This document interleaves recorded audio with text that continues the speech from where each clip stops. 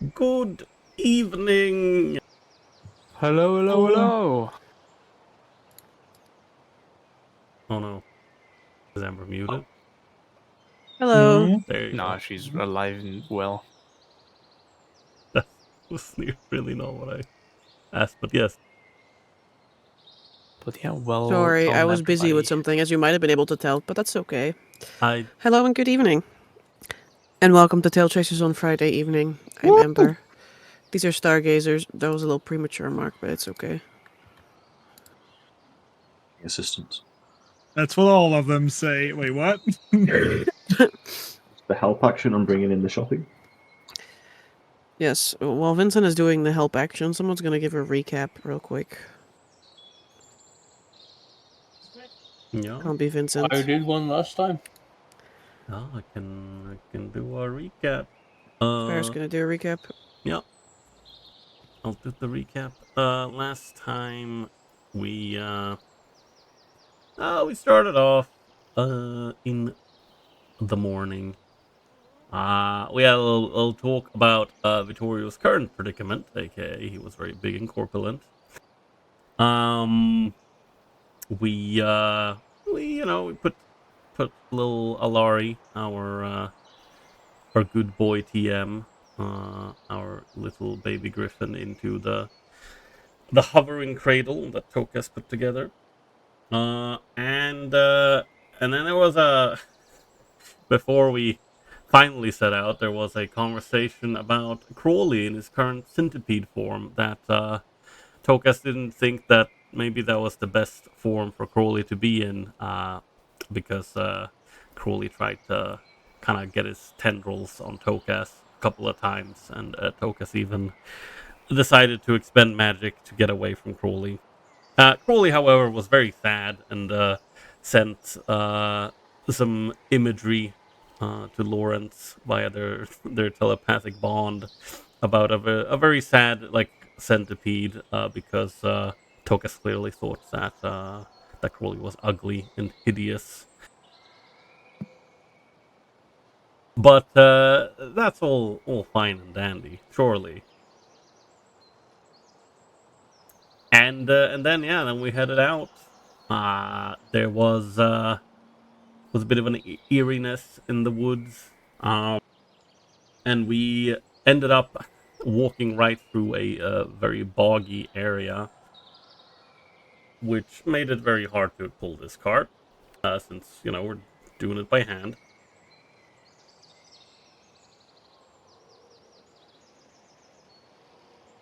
And well, both Vittorio and Zarius,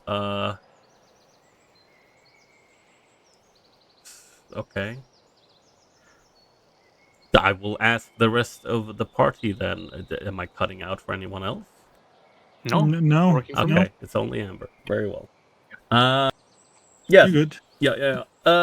Vittorio pulling the cart, Zarius pushing the cart, made some checks to try and just kind of pull it and push it through the bog. Sadly, they failed horribly and took 1 level of exhaustion each. Meanwhile, Lawrence, flying up in the sky, being invisible, and Vincent on the ground being invisible, both thanks to Tokas casting invisibility on them earlier. Lawrence spots something, kind of a weird gray wave that was moving in the direction of us, the rest of the party. And he kind of tried to land off to the side, landing on the ground, stomping a bit on the ground, see if it reacted, but it didn't. Vincent, on the other hand, he goes to the nearest tree and starts whacking it with his glaive, sadly ending his invisibility. But the wave, it deviates a little bit, and then it kind of goes past us. And this was a big old swarm of rats that was moving at top speed. And we think, okay, well that's fine. Nothing bad happened. And then a dog shows up, and Vincent has to tussle with it. It kind of looked, it looked very sick and rabid.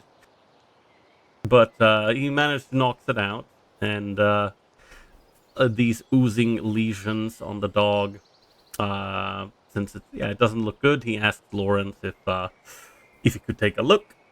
And yeah, Lawrence he sets the jaw that Vincent Hadley kind of broke there, unhinged, or whatever you would like to say.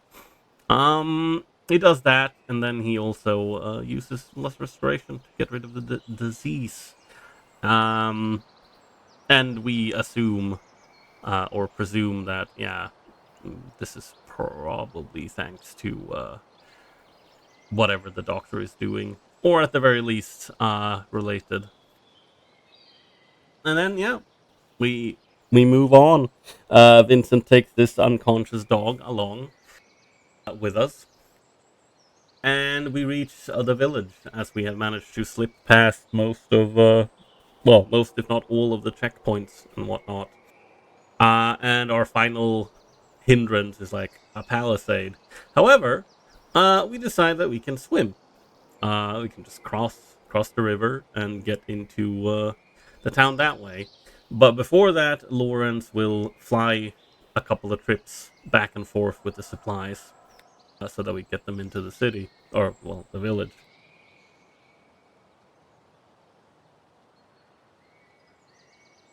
I believe... Oh, I think I skipped something. Some landmark we came across. That was A big tree with some red strips. Yeah, I think they used it for celebration purposes, I believe. But it was like in the middle of the forest, so it was a little sus. Yeah, that's true. It's a little bit weird. Either way, at the village, yes, we cross over the river, we swim. We also smell, a little bit better since we actually swim through the river. However, Zarius kind of forgot / misunderstood how he could get across into the village. And when he realized that, he is left on the side of the river alone, he didn't really want to go into the water because Zarius, he can't swim, and he's very afraid of the water. Which is why, when we found a necklace of adaptation, we gave it to Zarius. However, Zarius, he tries to, decide what he's gonna do. Sadly, while he's kind of scuttling back and forth, a person approaches and is about to draw their weapon, I believe. There's a tall lady that has a very dragon or dragonborn looking arm attached to their otherwise somewhat human looking figure. And meanwhile, the rest of the party has made it to where Jace's parents are supposed to, their house, basically. That is correct. Yeah. I also forgot to mention the auburn fox that was dancing and jumping around. Which It go like out of there. Bye. I can imagine. Whee! So It got. Whee! Is the sound Zarius makes as it gets tossed onto a cart and deported. Yeah.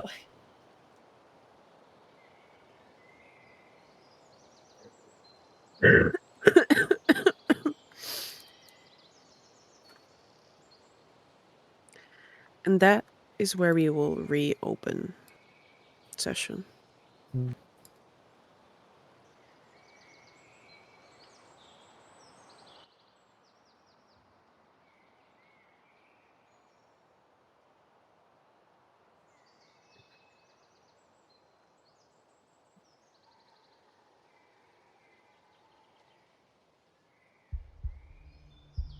Zarius, a woman towers over you. She could hardly be called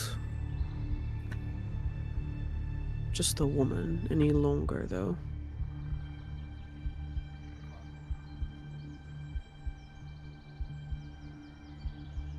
Her skin, although tan, pulses with dark veins streaked underneath.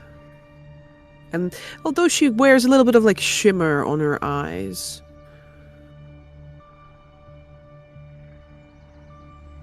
they are decidedly not human. Slit pupils narrow at you. Contempt dances within them.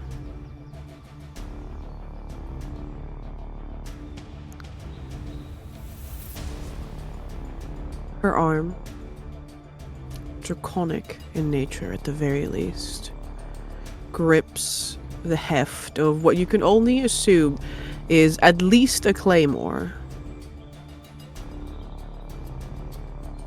that is strapped to her shoulder on her back.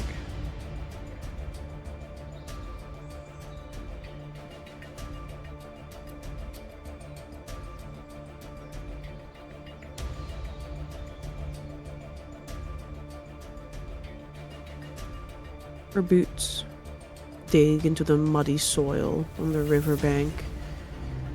And they too have like these tiny little claws in them to give them a little bit of extra grip, but it also gives her a bit of a funky look, almost like dragonborn feet.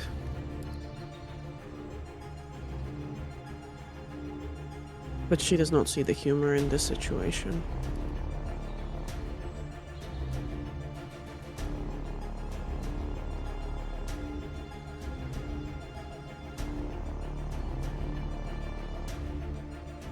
There are only moments.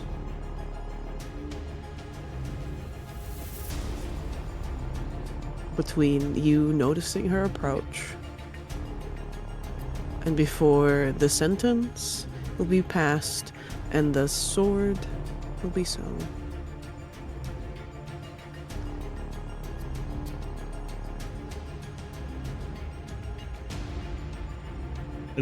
As the woman does kind of grab towards her weapon, Sarius will immediately kind of hold up one hand, like as sort of surrendering, while his other hand hovers around his like waist generally, as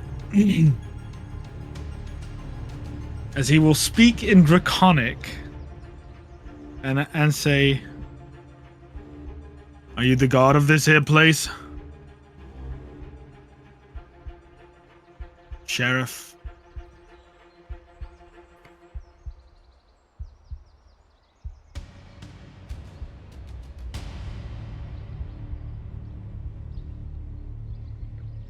Her jaw tightens. She does not relent the grip on the hilt of her sword at all, but her eyes are most assuredly trained upon you and every minute movement you make, especially in the waist region.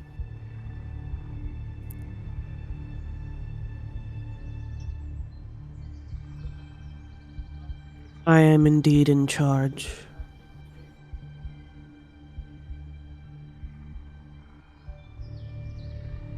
Zarius will nod and do a little bit of a, I wouldn't say a bow, but like, I don't know what a respectful gesture would be from, in Ember Kern specifically. You want to bow while you're laying on groveling on the floor? No. He will definitely like stand up as she approached. He slowly, very slowly, but he'll.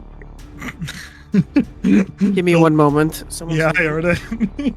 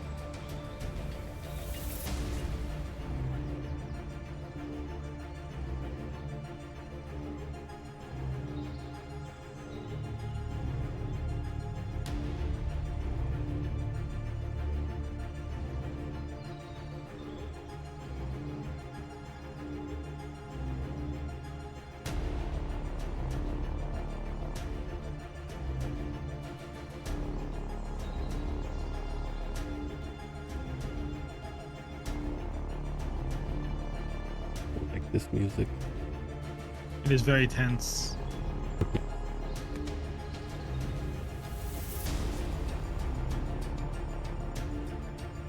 You're my friend, Vittorio, just so you know who I'm hinting at later. Oh no. Please don't kill me. I have my friend who's also a Witcher is in town. No. What? No, that's not how it's gonna go. I have a speech plan in my head. Damn. We're about to get cooked from afar. Remote oven. Domain expansion, remote oven. Domain expansion, manual breathing.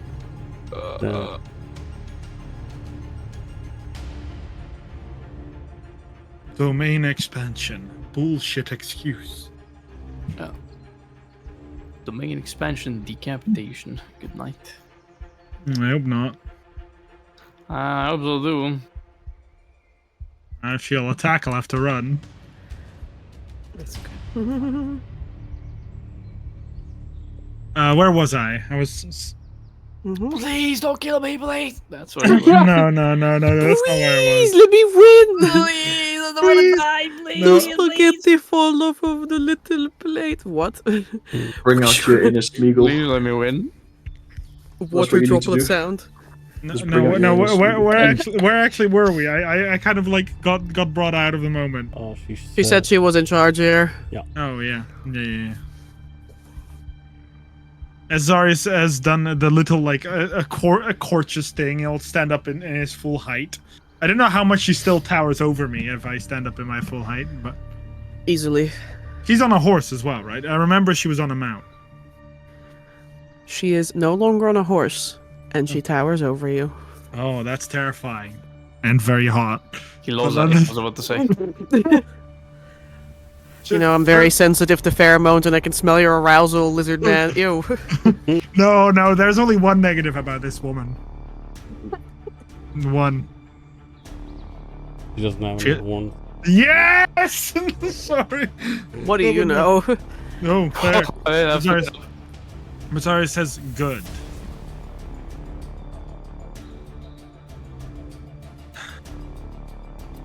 Something very dangerous has come into this place.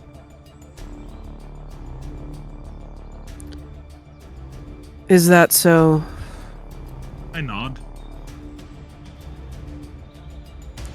You see your like mouth corners like kind of like pull down, you know, the lip curls a little bit like a Alright then, motion. Does she motion me to continue? No, she doesn't. Yeah, then I wait on her response.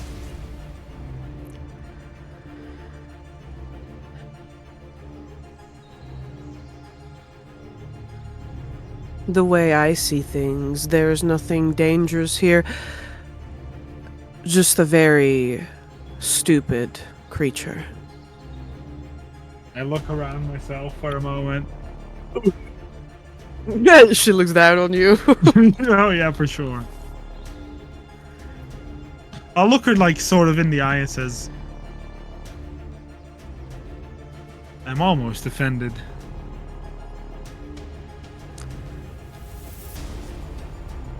She doesn't like lean in, but like her like posture shifts a little bit like forward. Mm-hmm. I know your kind all too well, and I know just how that affected you.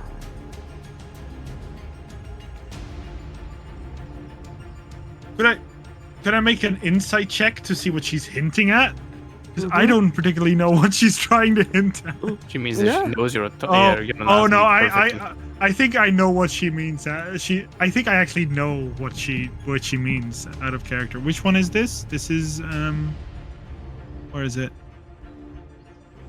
The hint is in her dragonborn arm and her dragonborn feet. No, she. The fucking loafers I made out of your grandpa's Yeah. feet. No. I think she's hinting at that we're very prideful as a race, and that she's looking at that her calling us insignificant. That she knows that hurts me. So actually, I'm not going to make an insight check. That is what I assume that she means. Whoa, Yeah. right there. Whoa, he's doing it. Come from Blacklaw.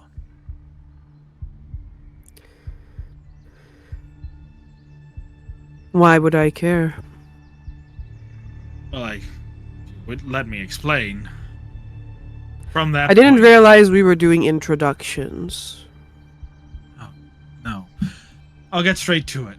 The thing I've been hunting and get hit. Why I'm here, because I've been hunting what is called a skinwalker.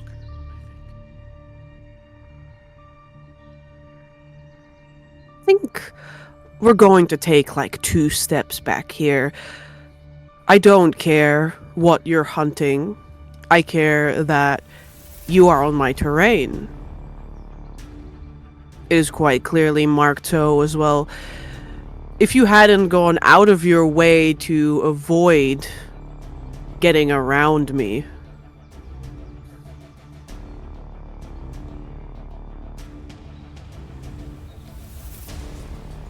or like leaves. She like leaves the rest of the sentence like out in the open, you know, for you to fill in. Definitely behind Zara's mind is like, God damn, I feel so conflicted right now. Gone past the most direct route that like the creature I followed.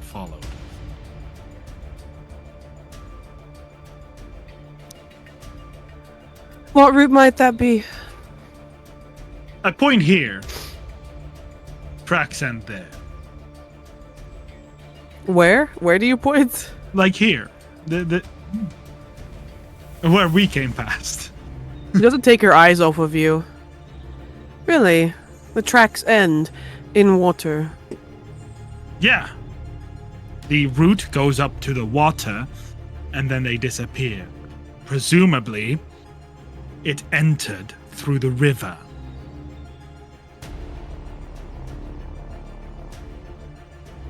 Fascinating. And you... She looks you up and down, Zarius. I have the many scars on my face and body and covered in shit. Well, not just that. She looks you up and down and she says, "It is interesting to me that there's not a droplet of water on you." Like, I look at her and say, yes, you can just get past it by jumping well. Yes. Over the barricade. No, past it. Sorry, Little- the Oh. barricade goes up to the water. You had to climb over the barricade. Oh, I had to climb over. Okay. It's like, I mean, yeah, that's why I had you do the checks, because you almost Oh, impaled well. yourself. oh no, Oh, I thought damn. you'd jump beside it because it ended at the river, so you just like use the river as kind of a hop point, you know, just climb through it. Uh-huh. Okay.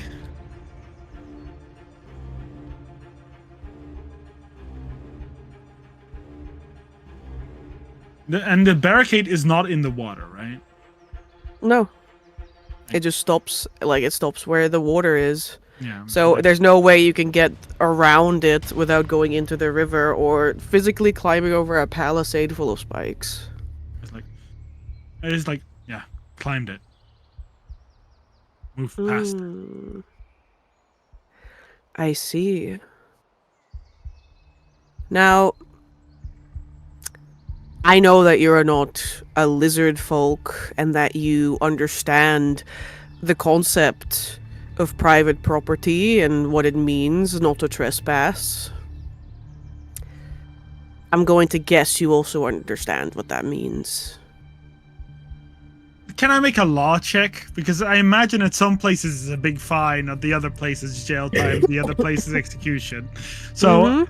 I imagine, can I make a law check? Sure. There we go. 14, even with disadvantage. Ooh, that's good. You're correct, Zarius. In many cases, you're looking at like a fine. At least you might come off with like some punishment if you're on like, you know, some rich dude's fucking property, like poaching as well. You're pretty sure it's really bad if you go into like property that is like defined by marked by the government as in like don't fucking enter here or else. Yeah, I imagine so. If she is one of the people that Vittorio talked about, one of the wardens, then technically she wouldn't have any jurisdiction inside of a town. But That's not how the wardens work. outside. Yeah. You're cooked in two But sides. kind of, like, I'm just gonna tell you, between you and me, most people, you know, when like a criminal enters their town and the wardens are on their ass, most people will turn a fucking blind eye to whatever the fucking warden Yeah. does to them, you know. Yeah, no, I imagine so. It's like, whatever, it's a fine jail time or whatever other punishment, as long as the creature's gonna get caught. I think the only creature that's getting caught is you. Like, I'm sorry if you did not understand me up until this point. I look at her like blink. So what is it? Fine, jail time, execution.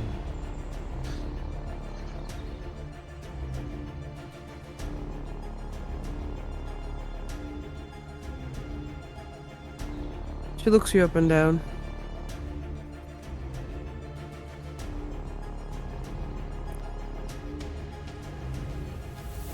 I think we're gonna have a good talk with my companions. And I think the people in charge are going to make a decision about your fate. I mean, you know, if it was up to me and you were to resist. But you wouldn't do that, right? His other hand does kind of go up as well. Like, He's looking for a suicide by cop. I wouldn't try. Oh my god. I look her up and down and just like, sorry, it's just that like a little bit like tempting. He's not gonna say that, but he's like, but it would be a good fight. Honestly, I always wanted to die by the hands of a hot woman. I mean, it wouldn't be the worst way to go, considering what we normally die by. Yeah. So true. Her mouth opens ever so slightly, Zara, and you can see the way her tongue clicks against like the roof of her mouth. Try me. You see Zarya's grin, like I'll not even grin. let you get the first swinging. Give That's me. disrespectful. Oh, That's that's like this fucking violation. anime bullshit, bro. You gotta Yeah. get cooked. You gotta get Yeah. served on a fucking platter, dude. Zarya's definitely has the like, How not can you do it, grin. pussy? I have the pride, but do I have the balls? Yeah, like Zarya's definitely does have the little like, Anime smirk. Yeah, great. not like anime smirk, but that like, damn, she's cool. Like she's cool. I'm But I about can't to die say with that. this woman, but damn, she's dope.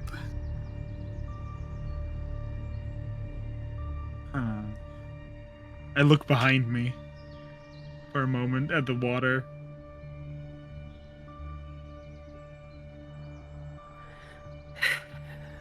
Don't think about it. I sigh. I'll take your tail off before you get in, and then I'm gonna drag you out myself. He takes a step forward towards her, away from the water. Like, don't worry, can't swim.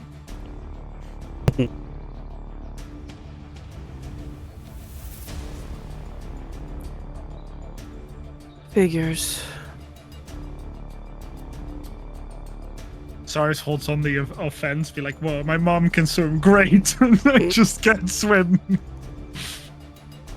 I'll take another step towards her.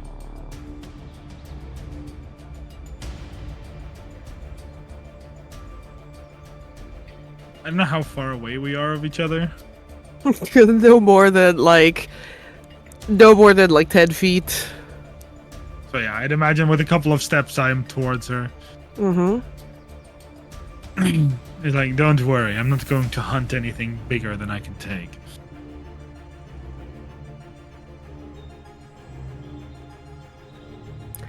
Must have been a real small thing you were chasing down here into this village then. Oh my! Oh, Cooked, right? Fucking. this oh, his man. pride is being fucking. Zarya stands there, like, waits for a moment. Like, he literally stops as he walks towards her. He's like, damn.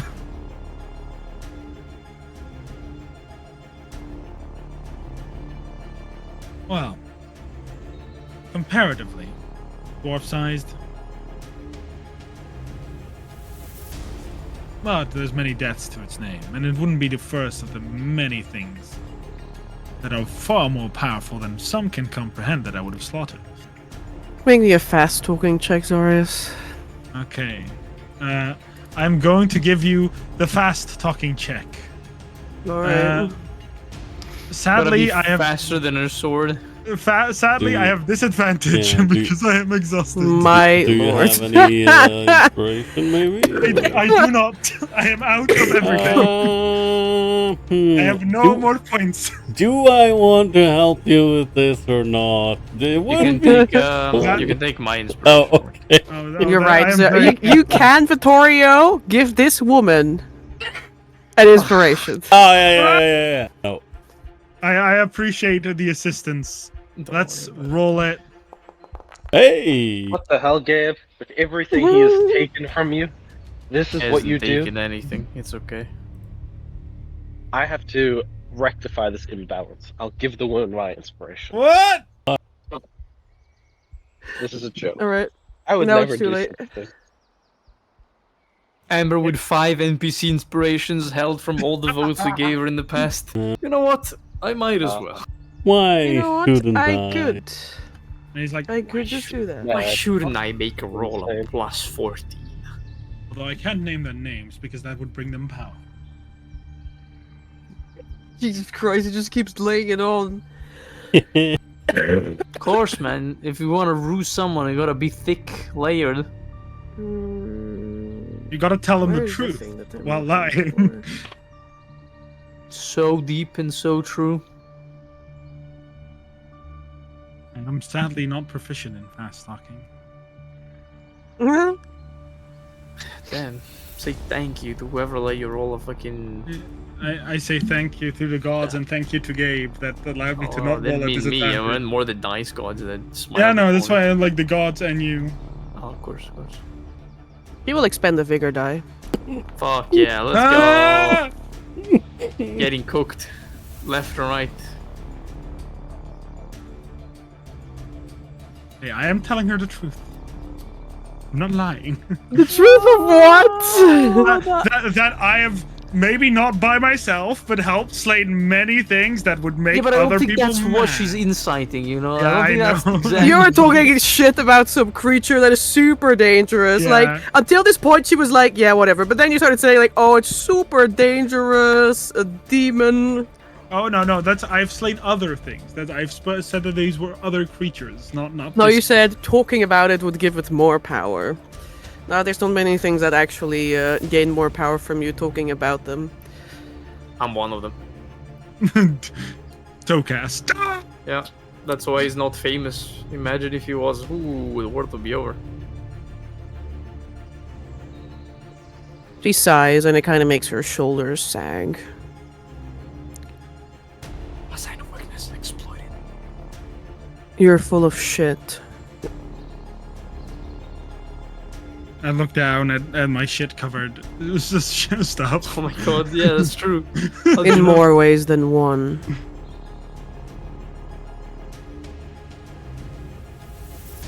He's still holding up his hands, and at this point, probably standing next to her.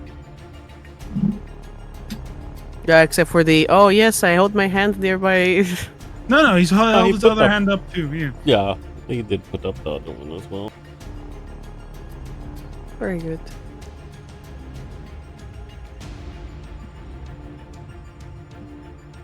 Oh no, great many things.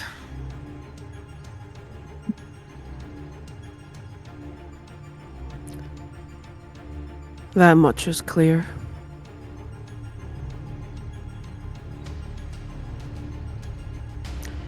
So, I guess we'll get it out of you one way or another. It's good to know that you can't swim.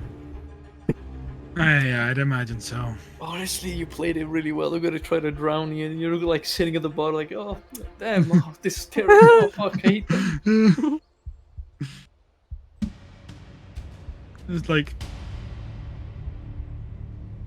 well, we're getting acquainted already.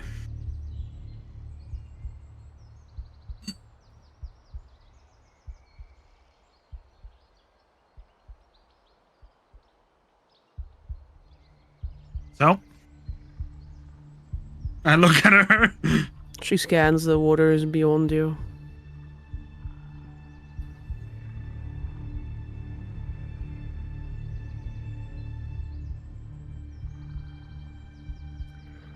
Well then, let's keep going.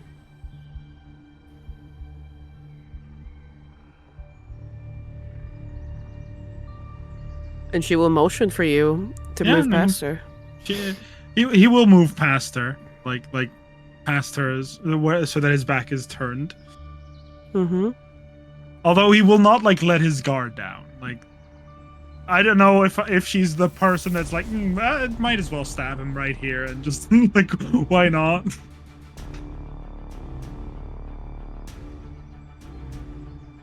No, she leads you away. Never to be seen again. Ah. My other companions. Mhm. Come stai? What are you doing in this cute little house? We are chilling and trying to get over the gate of the courtyard, Yeah. which I imagine Jace has a key for. I had hoped. Bold of you. Yeah, bold of you to assume, Tokas, I haven't lived here in a while, you know? Like, How did they let people in then? Did you just scream at the top of your lungs? no, you think that they unlocked the door, of course, but like it's a little bit awkward now. It's okay. You can just give me a 1-up. I'll climb over. Yeah, sure. And just hoists her up. Not really. He can't hoist her up, so he just stands still because he doesn't have the strength, but he does have 16 con. Victoria is like crouched down next to you, just kind of looks at you. He's like, "Ugh." Never mind. Okay. Sits down, goes on all fours. Right, let's go. Jay's gonna try to climb. Vince is just looking between Vittorio and Tokas. Yeah. Okay.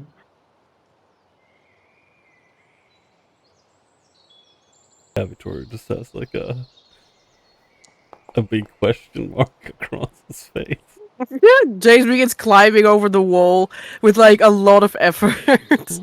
Yippee. This wall is not much taller than Vittorio. I was about to say, I literally just lifted her over. Vittorio steps over it. Whoop. There you go. Whoop! Instead, Jace climbs over it and she like tumbles on the other side. There's a little bit of like scuffling around and then jangling at the door as she opens it to you. You okay? Well, of course I'm okay. Okay, well, there you go. It's like no problem at all. That's perfect. Let's go. Turns around. Gate, way's open.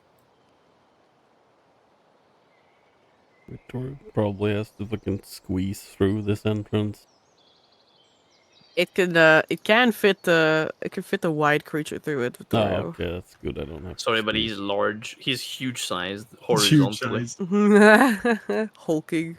That's true. It's a little bit of a squish. Mm, Tiny bit. Don't worry about it. he wide Putin walks through it, you know. This is very rough.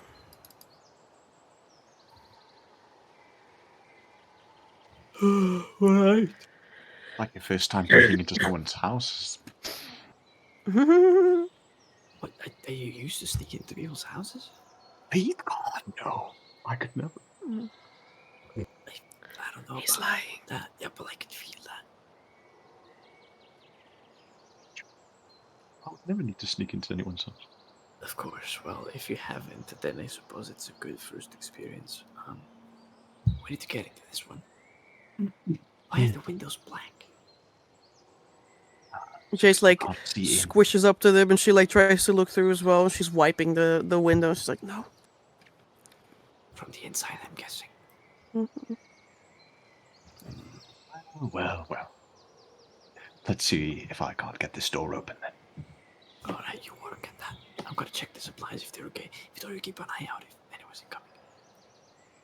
I shall place my unconscious dog next to me.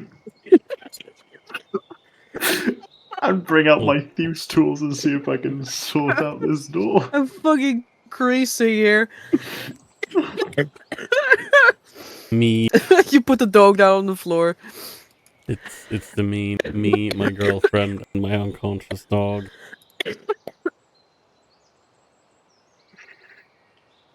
Do you want me to make the thieves? The dog is just laying there like. Honk shooing. Yeah. Yeah. Oh, and then there's who has the baby griffin? I do. Okay, thank God. Oh, nice griffin, she says. I'm gonna fucking rob you of that while you're Yeet. when you're meet the Witcher incarcerated. with a baby griffin pelt. Jesus, Baby why? griffin. Whoa. Little Jesus, handkerchief out of it. Oh no, mittens. Go ahead, Vincent. Arigatou gozaimasu. 14. You have to jingle and jangle around a little. It's a very finicky lock because it's so small. You didn't realize, but why would people even make locks this small? And you would probably need a key that's really small as well. But you managed to finesse your way through it, and after a little while, you hear a click. I don't open it, I just remove my picks and look to the other two and give them the OK sign. Bingo! Alright. Now, let's be quick. Let's be quiet and then close the door behind us. Just so I'm aware what we're doing, we're just going inside to drop off this stuff and find Jace's parents? They are inside. They just live here. Okay, so I recommend you two go in first so that they don't kill us. I don't think they will kill us. They're not exactly. They're farmers. If they're as smart as Jace, they could have set up some auto bolt contraption that shoots me in the head. I look at her worried. She gasps. My father only did that once. Say what I mean! Say what I mean! You nearly made me okay. lose my head. I know his systems. Alright, well, I guess you can go first. I'll be with you. You guys stay behind. Also, don't let any light inside. Try to be as quick as you can. Put my thumbs up. I'll pick up my unconscious dog. Your dog looks like he's running in his sleep. Baby. Yeah, at least he's happy. Amber, before I close this gate that I'm up against the wall, keeping an eye out, I guess. Mm-hmm. Can I have a listen? If I hear any movement out on the streets. You can listen for me. Yeah, sure.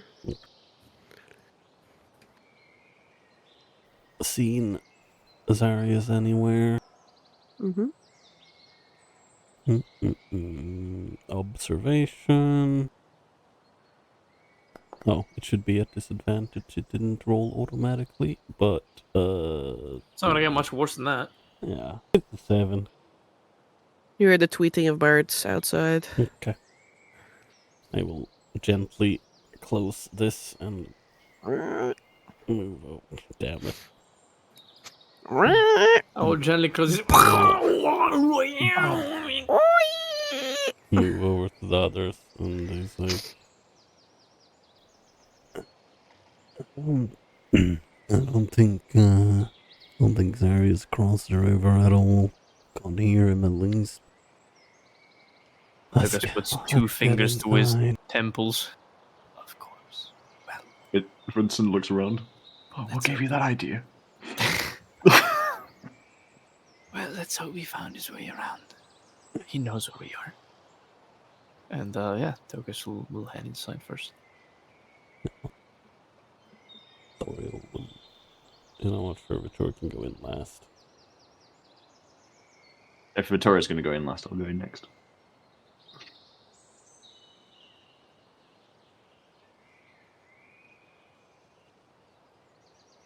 Yeah, it's mostly so if I die, I don't bog up the entryway, because I'm so big.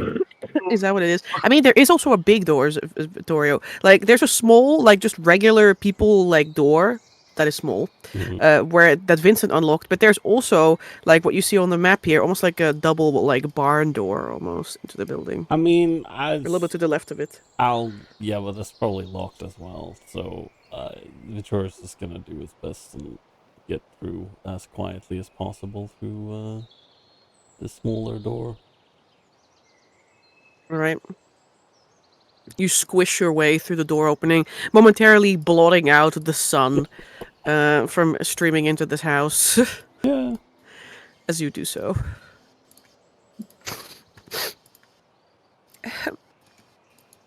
Just a moment while I cough.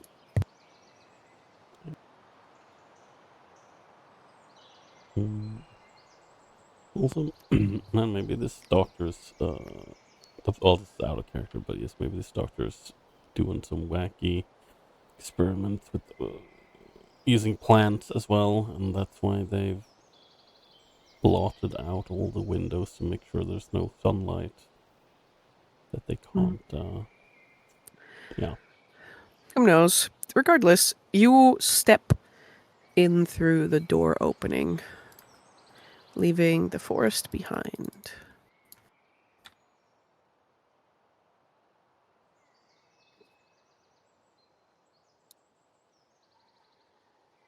As over the hills, the sun is beginning its descent.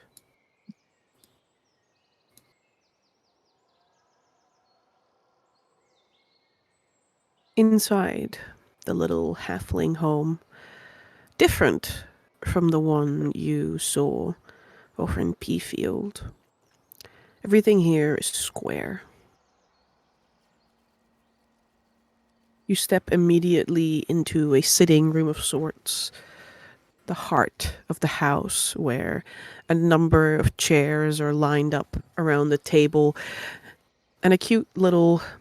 You're pretty sure it was green in what light you could see before the door closed again. Cute little green couch with pillows thrown about it in one corner, and a door opening leading towards what you're fairly certain is a kitchen area in the other. There's light there in that kitchen area from... you're pretty sure it's like a tiny little like cast iron...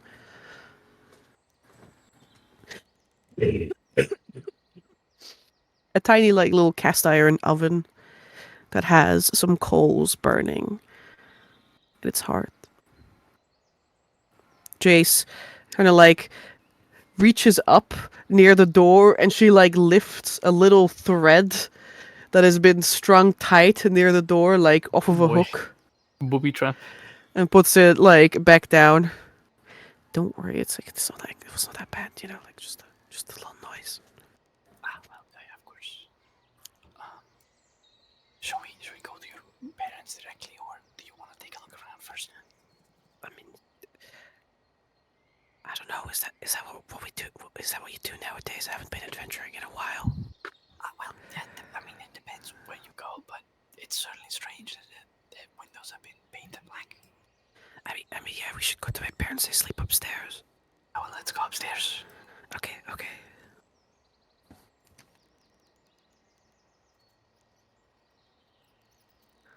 Yeah, I'll follow her upstairs, since I don't know the way.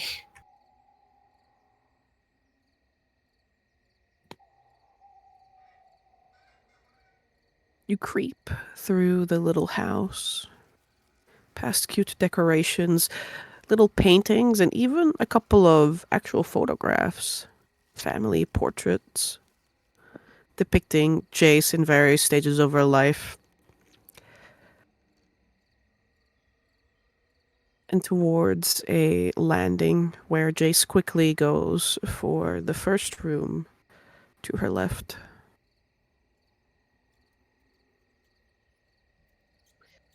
The door is closed.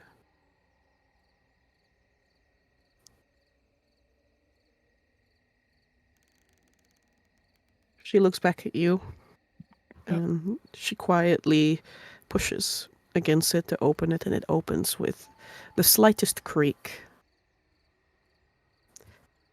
Just need oiling, she says under her breath. What did you say? The hinges need oiling. I can work on that later, but for now, let's make sure your parents are okay. In the room, it too is pitch black. It is a modest room. A little pile of clothing in one of the corners, and It is small for a regular sized person, but for a halfling, it's a decently sized double halfling bed. Almost as wide as it is long.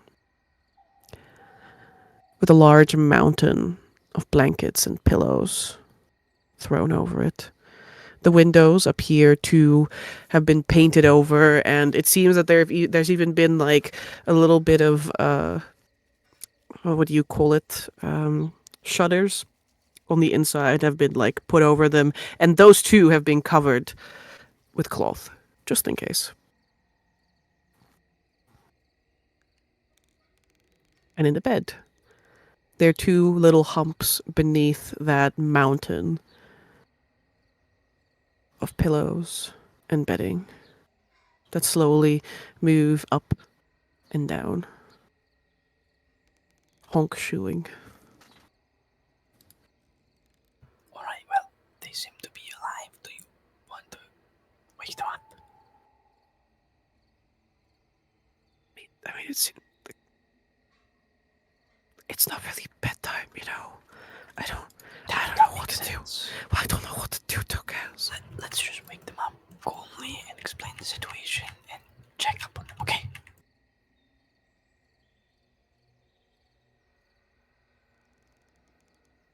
I will begin walking towards the edge of the bed. I think you might have to do it. You know, if like a stranger wakes them up, it might be terrifying, honestly. Is this dangerous? Like, what if they actually have the plague? Well, that's a good point. And Tokus pulls out a rag that he gives to Jace in a pair of gloves. I use these for tinkering, really, but they have some value of protection. Okay, she says, like, don't breathe too close. Put this over your face.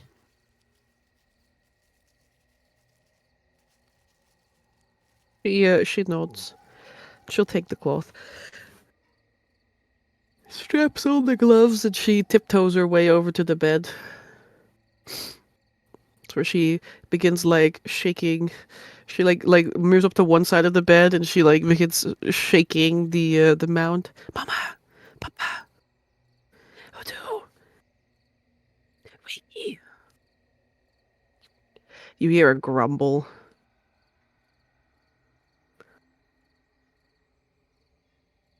And another grumble. And a stir beneath the blankets.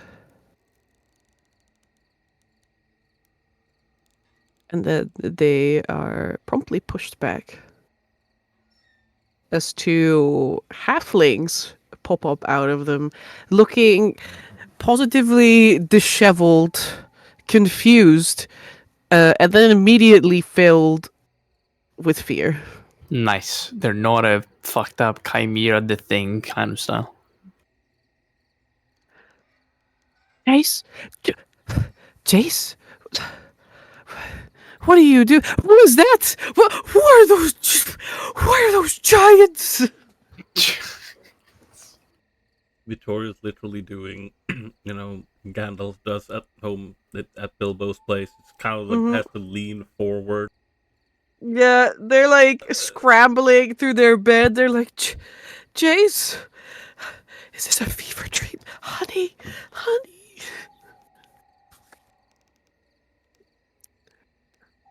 Tobias walks up. He does a nice, No, this is my wife. nice chest bow, and he says, "It's a pleasure to meet you. We are actually a group of adventurers, and I'm." He kind of looks up at Jace. I'm your daughter's companion, and I'm eloping. Your daughter. and we've come here to make sure that everything is okay. There have been rumors about the plague in the village, and your daughter was extremely worried, so we came to check.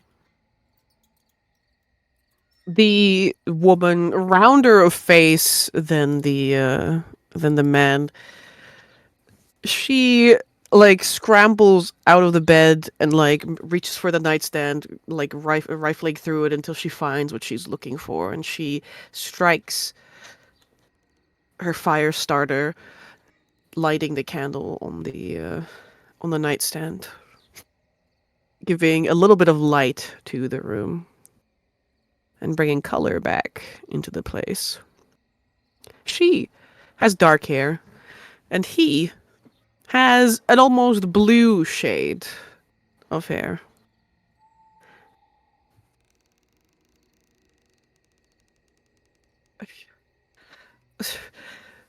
I, how did you and the there's the man seems at a loss for words. The woman, she kind of like she puts a hand on his on his over his own, and she says, "It's okay, honey. Don't worry." She turns to you and Jace. What were you thinking coming here?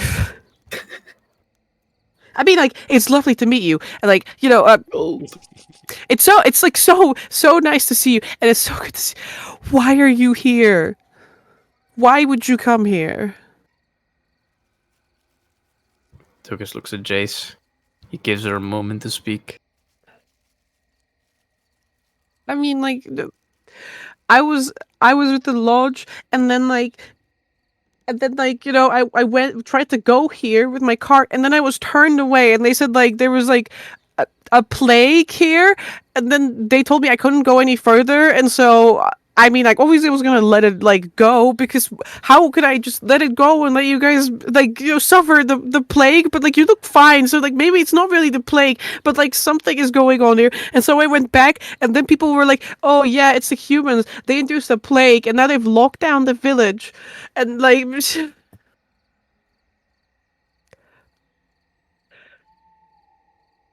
Okay, no, I understand. Okay, I understand. I understand. Belladonna, she like trots over and she puts an arm around Jace. Honey, we are always like, we're so happy to see you. Like, super duper happy to see you. But this was really a terrible idea, and I wish we could have told you, but like, just like you weren't allowed to come in, we sort of weren't allowed to go out, and well,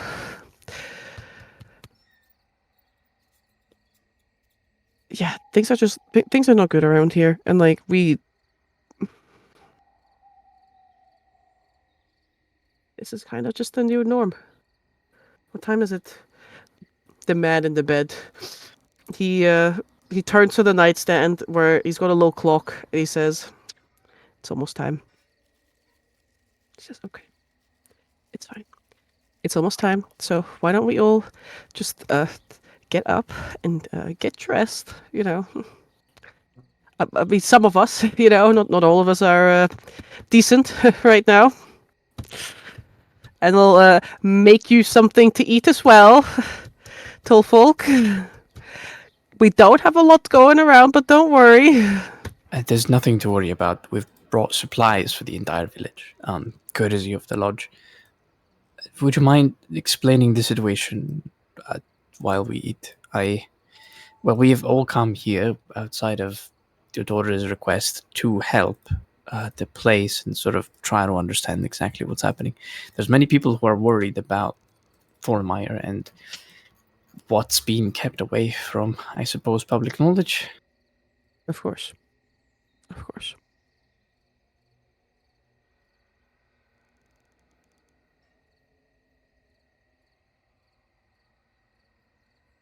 Grace will lead you all downstairs, and she will begin rifling through her cupboards, you know, as if she hasn't been away from home for years.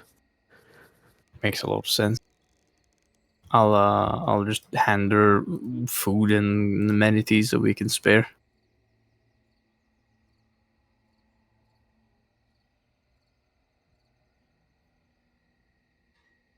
And she will try to seat most of you. Some of you are gonna have to sit on the couch, like White Torio. There's no Yeah, that's There what- is not a chance that he can sit Why, on the. Dorio? There's Big simply Dorio. not a He's chance. so thick. There's not a chance that he can sit on any of the like halfling chairs. I'm afraid. No.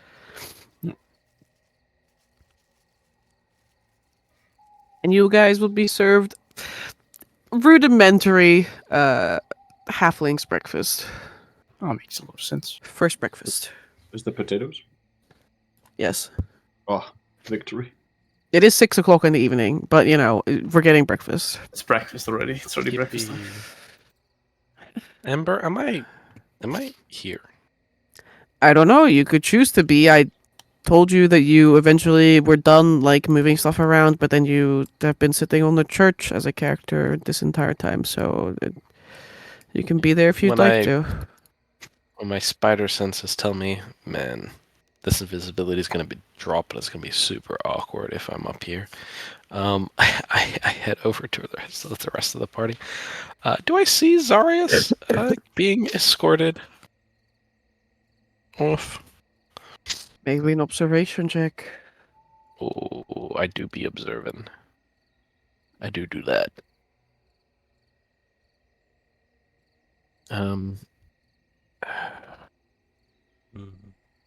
Oh, for me. Observation. I'll make a lizard find. Lizard hunting check. There we go. Yeah. 25. For me, neither. First. What is it? Oh, never mind. Yeah, never mind. Okay.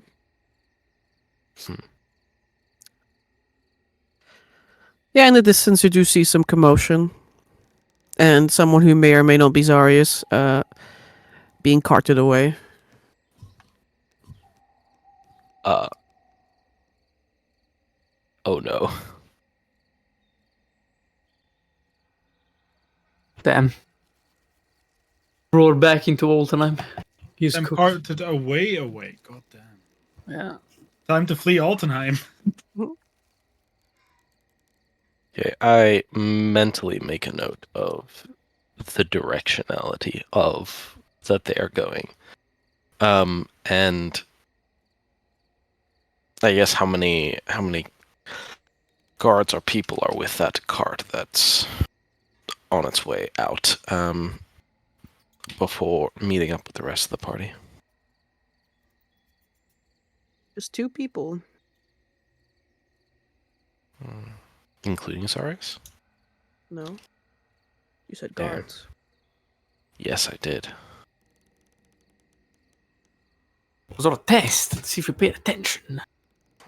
Ugh. I'm always willing to pay my weight in gold.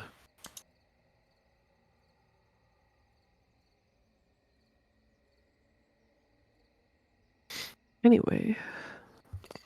Don't worry, we'll catch up to them. Beat up some witchers. Set them free. Anyway.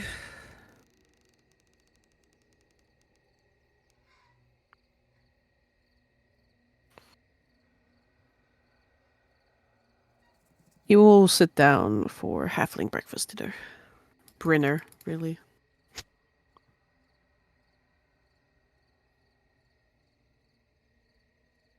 And there's a little bit of catching up in the in Jace's family. This is wait, where's the pictures gone? Damn. Okay. We have Jace's dad, Culkin, and her mother, Belladonna. And there's Jace, of course. She's also one of the family. You might not have noticed, but you know, I got you guys. Yippee! They do a little bit of catching up. Like, despite the fact that their parents are in like a shit situation right now, they're like they want to know all about everything that Jace has done, you know, in the Black Willow Mountain and stuff, and with you guys as well.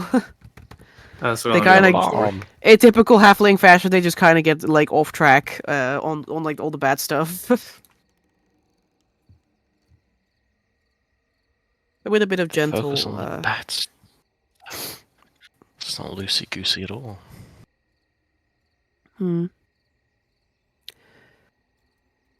But with a little bit of redirection, they can be brought back to the important subject.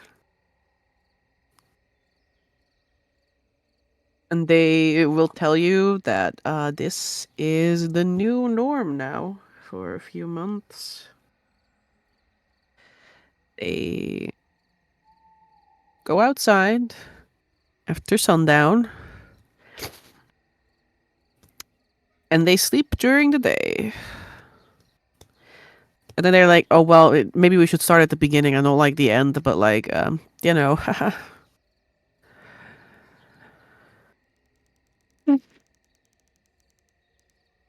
An illness came to town.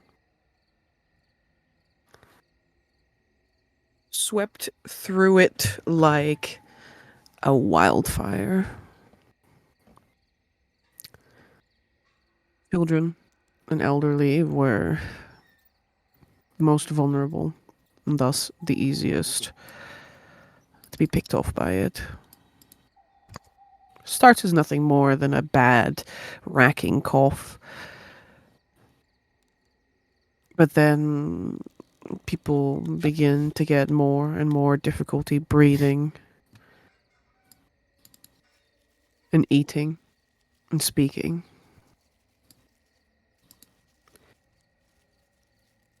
And then the progression is so bad and so quick that a lot of people fall unconscious and suffocate.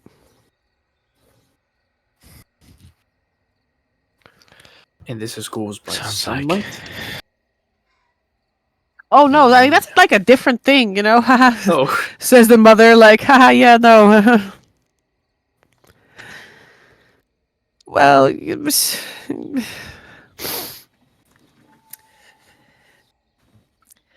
So, like, the disease came to town and, like, things went really bad then.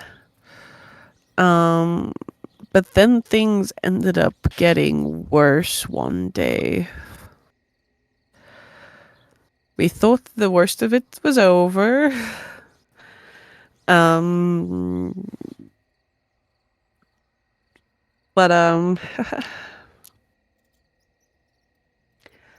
they both kind of fall quiet. You see Jace's father like tinkering with something, with some sort of like contraption, like to just keep busy and like not talk about the subject.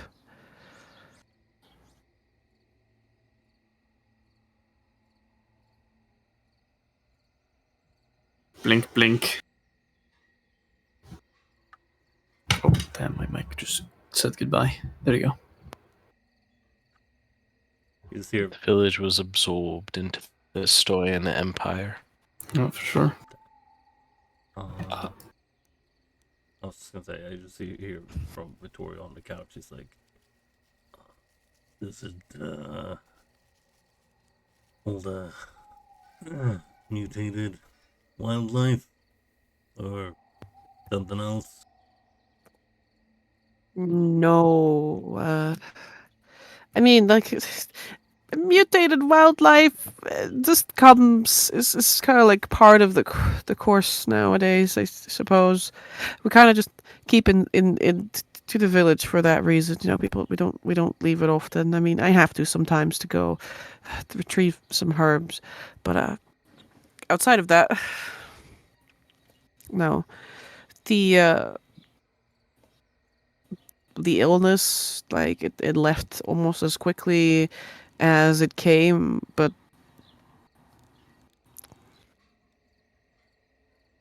when we thought it was over, well, one day, just another morning, like any other morning, we're about to head outside when we heard the most terrible, gut-wrenching scream I've ever heard.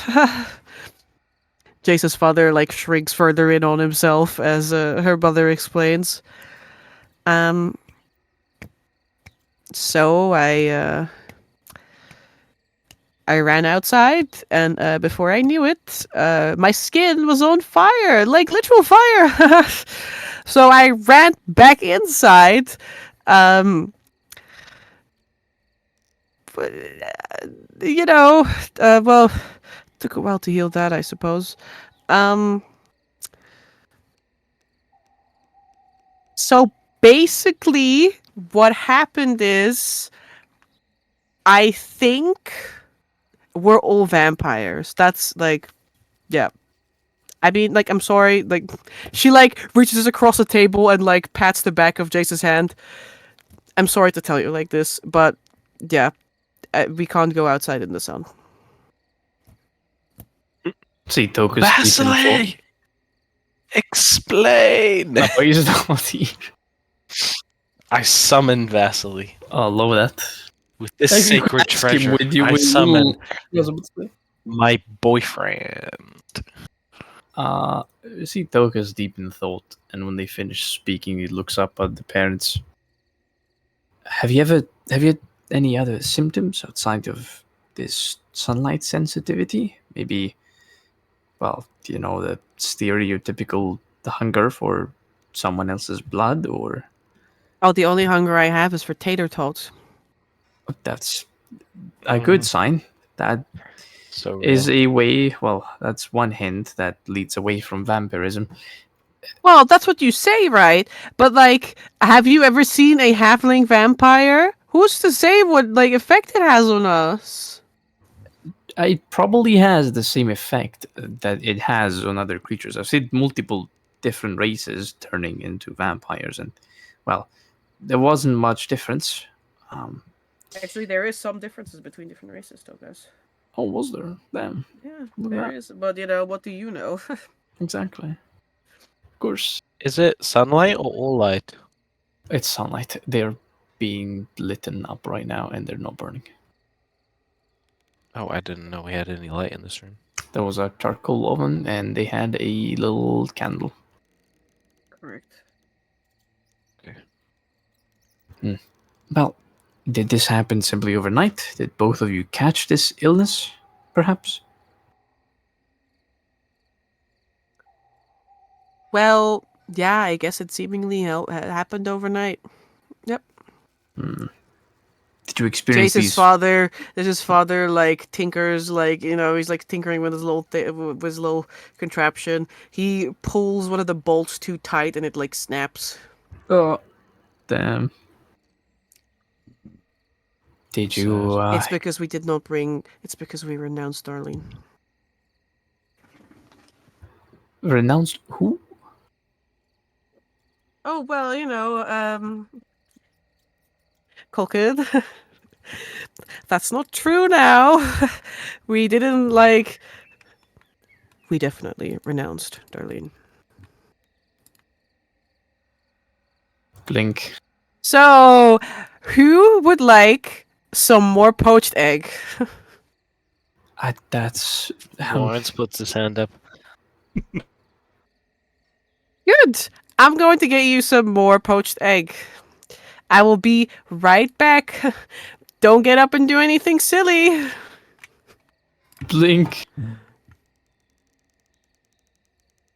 Victoria over on the couch, looking at Jace's dad. He's like, would that be like what? I don't really. That's not one of the Seraphs or anything, right? That sounds like a pretty normal name. Ember, can you make a religion out of this? Yeah, you may make a religion check, you do, Victoria. Me too. Yeah. I I have want a to. friend with me. I can help you out. What Tori. is theology? Here we go. 14. And for me, this makes it normal. For a completely average 10. Yeah, both of you don't really know this name. Doesn't sound This like is not a, very loosey-goosey. It doesn't sound like a god to you. But Kulkin explains that Darlene is, yeah, they are a halfling divinity of like light and the sun, fire, Wow. What do you mean when you said that you renounced him? Is it because you've not been showing up at church, or has something happened to the village? He like twiddles his thumbs now that his like thing is broken. You see, Tokas basically drags his chair along and he begins mending the bolt.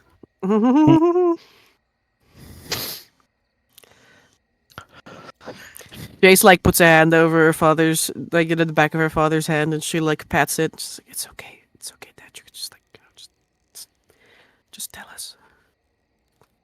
Meanwhile, you hear Mom loudly like humming in the kitchen. You know, she's making more poached eggs for Lawrence. Lawrence.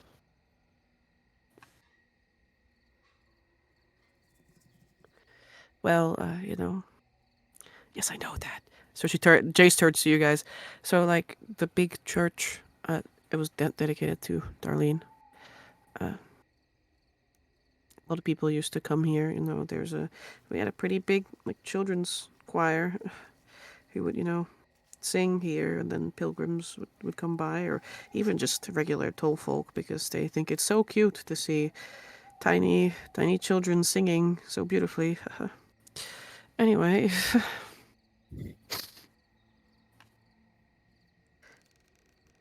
Culkin clears his throat. When everybody got sick, especially, you know, the children, old people, but you know, especially the children, there was a lot of blame being shifted around in town. And just say, like, and a lot of people thought that I heard more than one voice say that Darlene abandoned us. And you know, lo and behold, what happens right after? He takes a bolt when you finish mending it, Tokas. Yeah, of course. I understand. I would think perhaps it's too early to say that Verlene has abandoned this village. Many times, well, at least I've heard clergymen say that oftentimes struggles are set by God to make us stronger in a way. But this might be one of them, or simply a side effect of the plague that has struck the village. Have you experienced the difficulty breathing that you described to me earlier? No.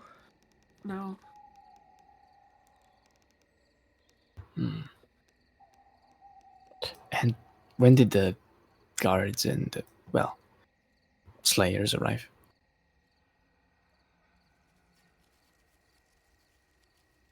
Well, it took us quite a while to, feel comfortable enough to go outside again.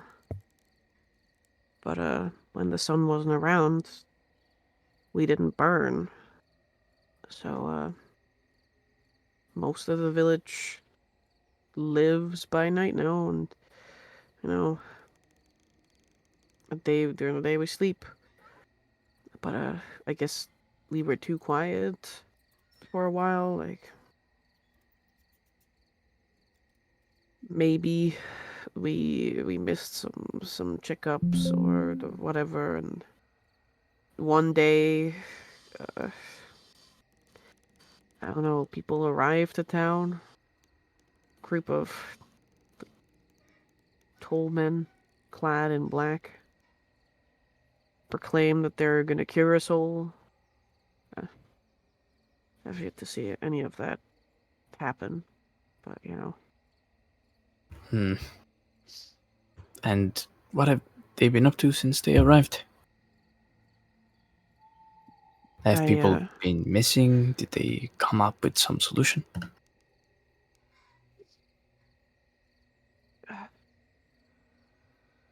It's a little hard to check on everyone, you know, but I don't think anyone's gone missing. I mean, sometimes people, like, you know, they go into the church. That's where they, you know, keep up now that nobody's using it.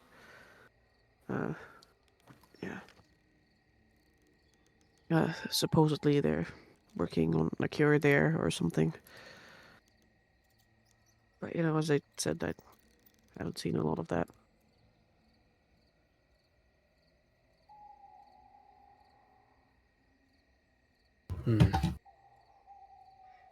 Well, this certainly sounds strange. I don't think the plague and this condition are disconnected in any way.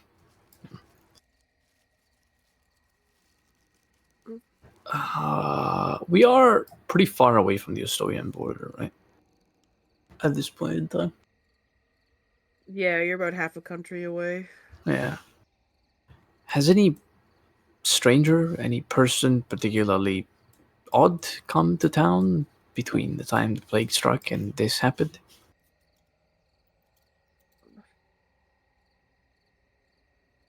I don't know. I don't think so. I mean, apart from the people that I just described, and I guess the people keeping us in now. We have saw them when we saw them when we came here. They're all in the church. Yeah. Strange.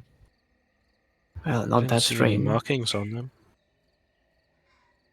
Well, it depends on what they're aiming to do. If anonymity is their goal, then of course they're not going to wear blazons on their clothing, which does add on the layer of sketchiness to this whole ordeal. I suppose that's worth taking a look into. Has this disease or this effect caused or transmitted it to animals as well? I think a couple of animals died. I mean, our toffee was under the weather for a little bit, but they seem to be all right now. But they don't like it very much being out in the night, though. But they can be in the sunlight. Oh yeah, yeah. I mean, but I don't. I mean, they were standing outside, the day that it happened, but can't really be letting them out there unattended all the time. It's not like we could do anything if anything happened, so we're just trying to put them on the, nightly schedule with us. Of course, but if it means that this condition does not affect animals, then it's already something we've learned. Did,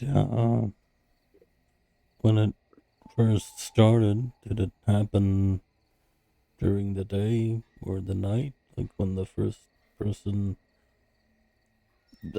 noticed you were sick? Oh.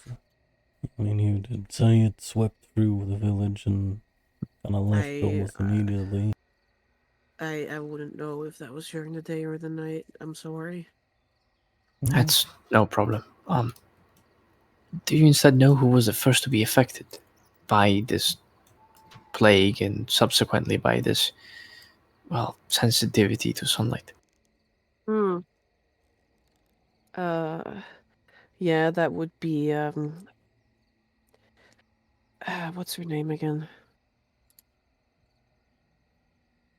It would Brielle's mother.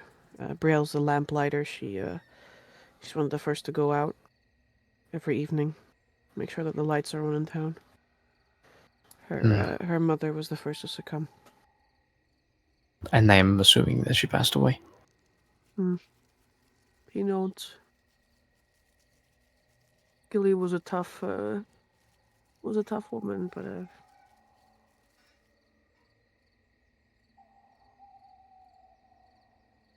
I imagine that, yeah. So, some poached eggs is what you wanted, right? Jace's mother, struts back in, slams down a plate of more poached egg for you, Lawrence. Thank you, Kyle. Lawrence says and begins eating.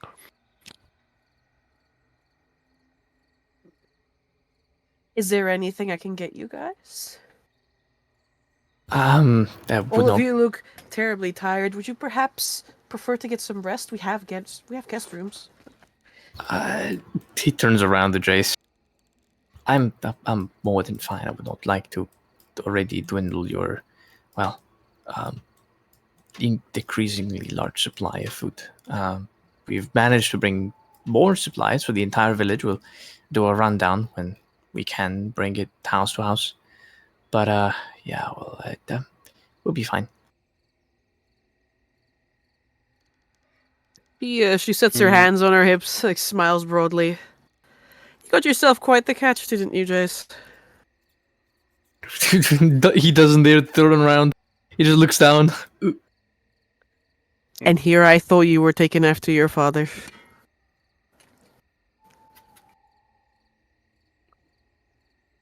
Colkin What does that mean? Yeah, Colkin goes back to his little machine. Oh, she means Dad's a fucking introvert, and she had to chase him. Yeah, probably. Dad was a nerd. Yeah. Jesus Christ. Just like she picked him up one day, put him on her shoulder, and bro is like never leaving. Yeah, literally. He didn't have a choice. Yeah. No matter. Yeah. It's true. Miss Golden Smile, Lawrence says, half chewing his food before he swallows. What? Golden? What? What isn't it Gold Smile? Chase Gold Smile. That's So her she's nickname, Gold though. Smile. Jace twiddles her thumb. That's my nickname. That's her nickname. It's her nickname.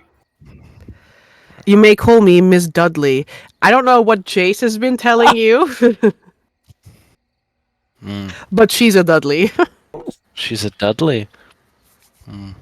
Well, I'm pretty sure Jace doesn't even know my last name. I recently found it out myself, so kind of, is what it is. Your last name is Dudley. Marisha, Lawrence. Your father told me. Yeah. Oh, wait, you spoke to my dad? In passing, there are some people at the Enclave who understand, the Castanellan tongue. Not a lot, though. We don't see a lot of Castanellans. They don't do well in mountains. Bippity boppity, he says in Castellano, or some saying, or it is what it is. Yeah, but bippity boppity, it is what it is. Translators note, we don't know either. We don't know either. Translator's note, I'm sure I recall this information from a dream. Correct. Lawrence will say, my boyfriend's a vampire, and I'm pretty sure you guys aren't vampires. So I think maybe you're just maybe a little thick. Well, have you tried going putting a finger out into the sun? Yeah, I damn near lost my finger. Oh, pardon me. I don't know what came over me. I think this whole talk has got me a little heated. So we don't talk about the sun. That's okay. understandable. I'm gonna. Tomorrow when I start praying, I'll ask the Star Child for some magic to help me diagnose you. Tokus looks around at Lawrence with a confused expression, and then he looks back to the parents. Right. My deepest apologies, but been so rude. We literally just pretty much broke into someone else's house.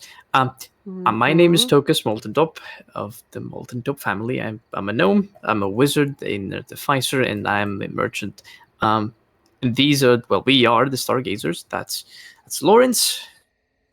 And he Hello. looks at Lawrence, and he's a priest of the Star Child, and that's Vittorio, our resident witcher and dependable person. Points of Vittorio, the broad man. Yeah, Who's even broader. he nods and like. And then there's Vincent, who is a dark elf that's been hanging with us, and he's also very kind and a very nice person, and he's the one that's also led us into your house. I see. And then he looks around for his Arius that's not there. There should be a fifth person, but somehow he didn't manage to simply follow us. I don't know where he went. I meant to tell you guys when I got him, but I got distracted with food. Zarius is being captured and is being escorted back to Altenheim by 2 Witcher guard people. Turns around. Everyone at the table is like mouth like drops open like what? He puts his elbows on the table and At just least it looked rubs like his Zarius. Do temples. you have any big dragonborn people in this village? No. What Hmm. what direction? I suppose this isn't Altenheim. That way. Which way is he pointing, Amber? Which way is he pointing? He's saying Altenheim. Well, Well, no, Vittorio asked which direction were they like Taken. riding towards. He's pointing north. north. Which That's where the keep is supposed Yeah. to be. yeah, Victoria's like, Damn, technically you have to make a check for that, but whatever. Oh, can I make a check? Regional lore right now. What? Huh? Yeah. Watch me. I Tracking. Well, yeah, Ferris did make the check before we left. Yeah, that is true. I Because he also asked got it. to locate. I got it pointed out on the map where it was and where in terms It was of on the opposite side from the of P village. Field. Yeah. For the village, yeah. Well, no, it was on the opposite side of this village. Of Yeah, this the village four coming mile. from P Field, Yeah, so from the so south. it's- Yeah, so You're a it's E. north. Rah. Yeah, Tokus just rubs his temples for like a hot minute. Somehow, he doesn't even manage to follow the simple instruction of walk behind someone. How is this possible? I mean, you asked him to Oh. cross a river. Zarius is, he has a water aversion. Except for that one time when he went for a swim in an underground maze lake thing to get a fish. But he has a total water aversion otherwise. We're all aware, but we're also aware that this is of utmost importance. And I thought, well, regrets are useless at this point. Crying over spilled milk and all of that. Either way, up north, it should be the keep. So, Well, that's good. Either they're going to That's gut not a him. place you want to go. That's Fine, we're going there anyway. We wanted to go there. Not Oh. exactly under these conditions, I have to admit. Did we do some highway banditry then? No. Attack them on the road there and just get Zarius that way, then disappear with him? I have you know we have a accord with the crown.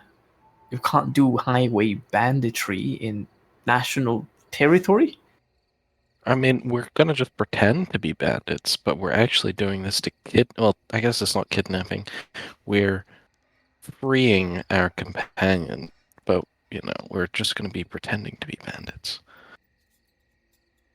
I'm not sure about that one. Okay, Tokas, if you think you can either bribe or talk your way past those witchers, I'm welcome for the challenge, but I don't think it's gonna work. Glad you're welcome, then. Especially since, especially since we have no idea what Zarius told them. Can't even play into whatever thing. And Zarius has definitely told them something. Well, hopefully not. We are here to help this village first and foremost. He knew that as well. And hopefully, by the time that he gets to the keep, we have solved the situation and we'll head up there. We needed to go to see the Slayers anyways, for Vittorio's case. Let's hope How that far comes away in. is the keep? a few hours. So we need to solve this in the next day before Zarius gets executed. It's not to say that he will get executed, but he for sure won't get a nice treatment. What is the crime if we're caught? Like, what crime would he be charged with? I don't know. Are witchers a governing body? I guess not really. They are paid by the government, but Well, they are? they're Okay. mercenaries, yeah. Yeah, well, no, I thought they were more like a... The wardens are different, I suppose.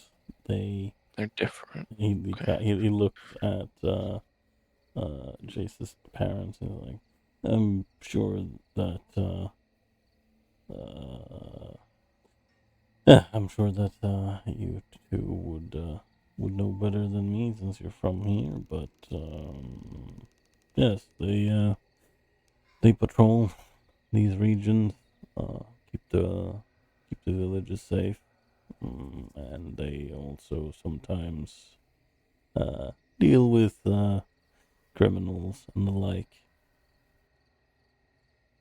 But they are also, as Toka said, mercenaries. So if the doctors or the crown itself, though not entirely sure about that, if they paid them to guard this village, then yeah. Well, even if we do reach their caravan, trying to take Zarus back by force will not be any lawful act. Yeah, I like it. Not me choking on my water. Thank you. God damn it, I got the sickness. I'm sorry, guys. No, Vittori's a vampire now. No, he says, Too many of them. he says, yeah, I'd, kind of like it if we didn't, attack or piss off the Slayers if we're gonna go up there. We'll have to figure out a way to get Zarius out. Well, Okay, so we're gonna ditch him then until we sort things out here, and then we'll go get him. Dora looked at the token like, can you do messages today? I heard their leader killed 3 dragons, says Colkin. Blink. Wow, that's more than us. That's Yeah, we have killed no dragons. That's true. Yeah. Toga shakes his head at Vittoria. No, I didn't plan on sending any messages today because I thought we would all be here. Okay. And that they're a witch. They burnt a witch, or they are a witch? No, They are a witch. Well, the place is witch. called the Witch's Abode, so it makes sense that there's a witch. I don't think there's. I thought that was just something about the founder pages ago, but maybe not. Maybe the founder is still there. Maybe. Must be very old. Right. I'll get a message to Zarius. In like, I don't know,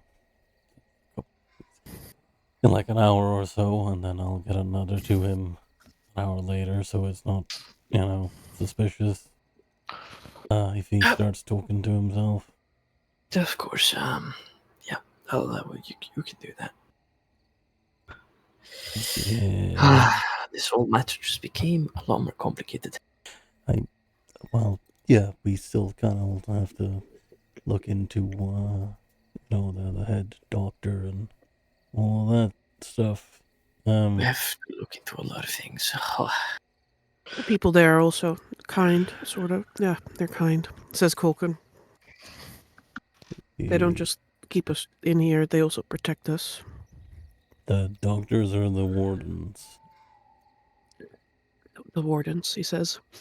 There's a meow sound as like one of the things that he's making, like a little like spidery leg begins to twitch to life. Mm-hmm. I mean, as far as I knew, wardens kind of sounded like they were good people. So, Belladonna, she like nods. She says, "Yeah, I mean, I heard like just the other week that a band of like monster hunters came around because they heard that there was a vampiric village and they wanted to slay them all, but the wardens drove them off. So like, we're safe here." mm-hmm. Well, that's because good. like we're the vampires. I'm I don't think you're vampires. I don't think so too. If the only symptom If we're is no vampires, then why did a bunch of vampire hunters come here to kill us? probably because they thought you were vampires. To be fair, there's You not would think much that a saying you're vampire not. hunter. You think a vampire hunter wouldn't know the difference? Not if they didn't see you. I don't believe anyone has been permitted into the village, and so simply hearing that there's a village of people that burn under the sun should be enough to convince some people that you're vampires. And, well, honestly, should be enough to convince a lot of people, but if that's the only symptom, then you can't already strike it as vampirism. It is... What if it's a curse? I'm just telling you. It probably might be. Perhaps it is a disease. At the end of the day, everything magical can be replicated through, well, biology and chemistry. Tokaz, do you want to help me with a witch sight check here? We can... Lawrence wouldn't say. Sorry. Would you like to try and look magically perceive what might be the problem here with me? Else, I'm just going to try and tear the curse out if I find one. I was planning on having an investigation. That is, of course, with your permission. And he turns around to the parents. We are spellcasters, many of us, and we're capable, and we've dealt with curses and vampirism and things of the like before. We have some tools to assess your condition.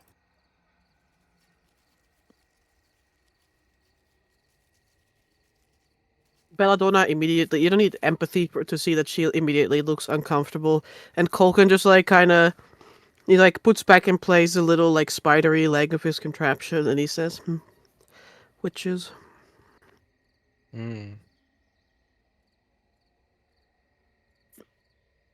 Well, Tokaz is a wizard, and I'm, I can cure people's wounds at a touch, and I'm a cleric.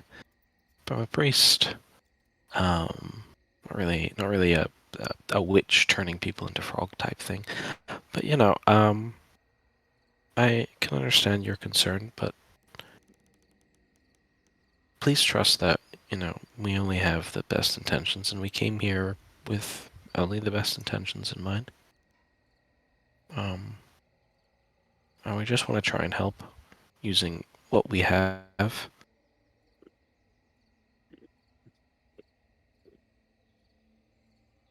I mean, you do want to be helped, right? I mean, of course.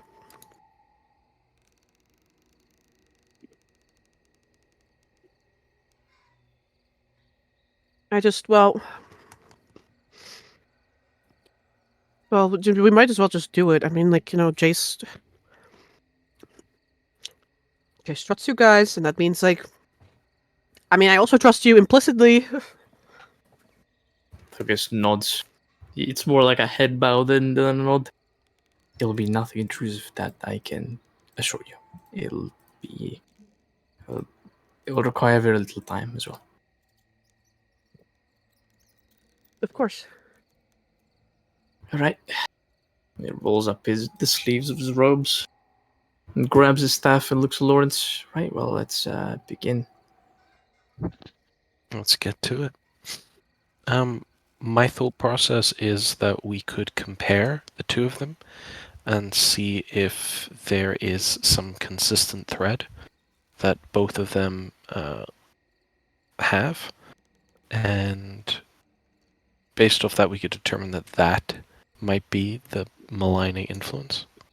Yeah, we can have them like sit on the couch or on two chairs, and I have a few things I want to try. All right. I was thinking that I could use the undead detection spell I have, but I would need to specifically ask the Star Child for it, as I did not anticipate this kind of scenario today. Well, this thing is not going to be done within this afternoon, so that can be probably prepared for tomorrow.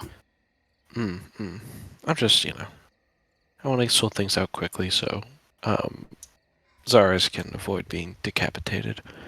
I would love that too.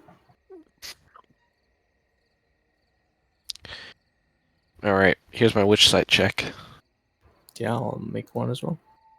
Yeet. Go ahead. I'm going to cast a. Actually, probably not yet. No, I can do it. I'm going to cast a. Oh, I'll cast guidance on you, buddy. Oh, sure. I'll cast Prime's Fortune on myself and then make the check. Go ahead. A explosion of feathers pops out behind Lawrence. Oh, damn.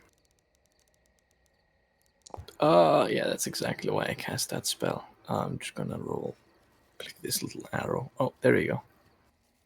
Yippee! And we detract the second level spell slot. Add a D4 on that, buddy. Oh, damn. I'm cooking good today. Let's go. Let's Pretty fucking fast. go. Let's go. Alright. Lawrence closes his eyes to the world around him and listens to the sounds of the candlewick burning down, of the steady breathing of others, of the rustling of leaves outside, and slowly filters it all out until it is only those sounds of magic, like the strings of a harp being plucked. And he listens to that melody and that song, searching that one maligned string, the discord in the music.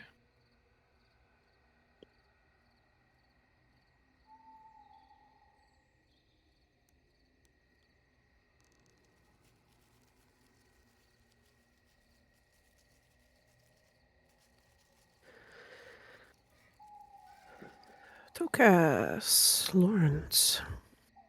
Yes.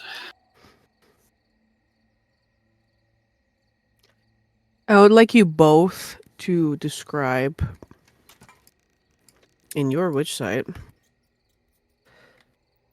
what grief and guilt feels like.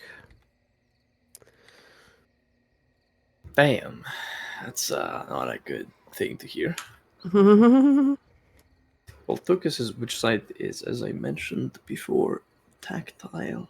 It's as if he was trying to build a contraption in infinite gears, and every emotion has its own weight and its own texture and its own shape, which he basically differs with the touch of his fingers alone. And grief and guilt and those emotions that they remain within one's soul even long after the deed has been committed. They are like a cog that turns the opposite way. They're like that one piece of the machine that makes it not work exactly as you want it. It's coarse, it's rough, it's broken, it's damaged, it's snapped. But most of all, it is dense and heavy. And unlike all the other pieces of this oil machine that is the soul, it is the sole piece that doesn't fit quite right.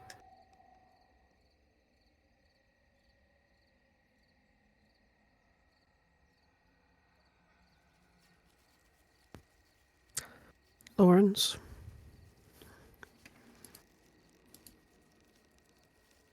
Listening for that maligned string, Lawrence hears a melody that is flow that holds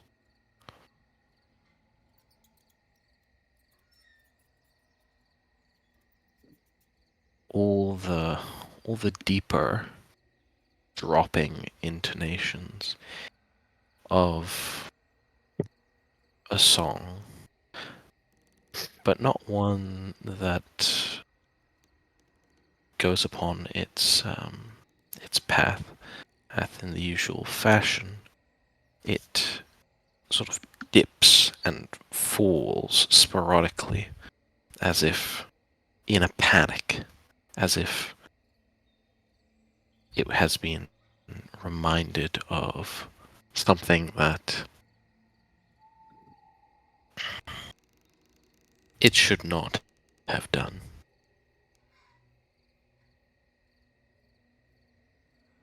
And sometimes it lingers on those low, deeper notes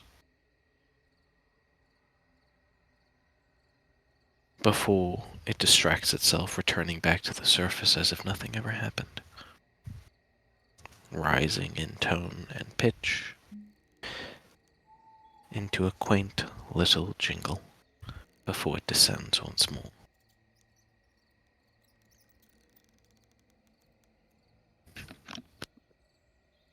And that is what you feel.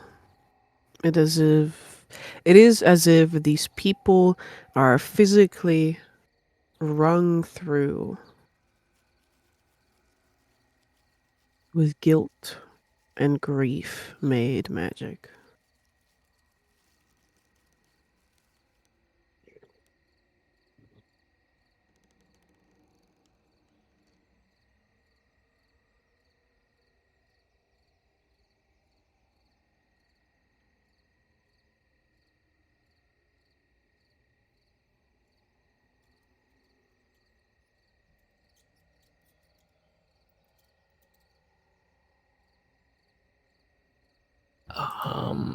After a little bit, Tuckus breaks his concentration, wiping away sweat from his brow, for his witch sight is very manual and labor intensive. And opens his eyes, takes a look at the two of them, takes a look at Lawrence, closes his eyes again. Alright, well, that's a good start. I guess we can proceed with the rest.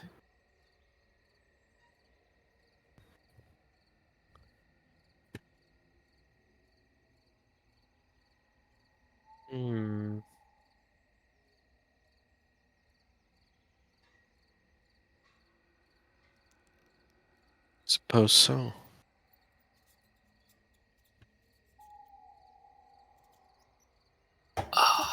I'll continue by casting a first level detect magic. I want to feel if there's any incantation or any enchantment or the likes plaguing these two people. Lawrence is gonna pull out his holy water.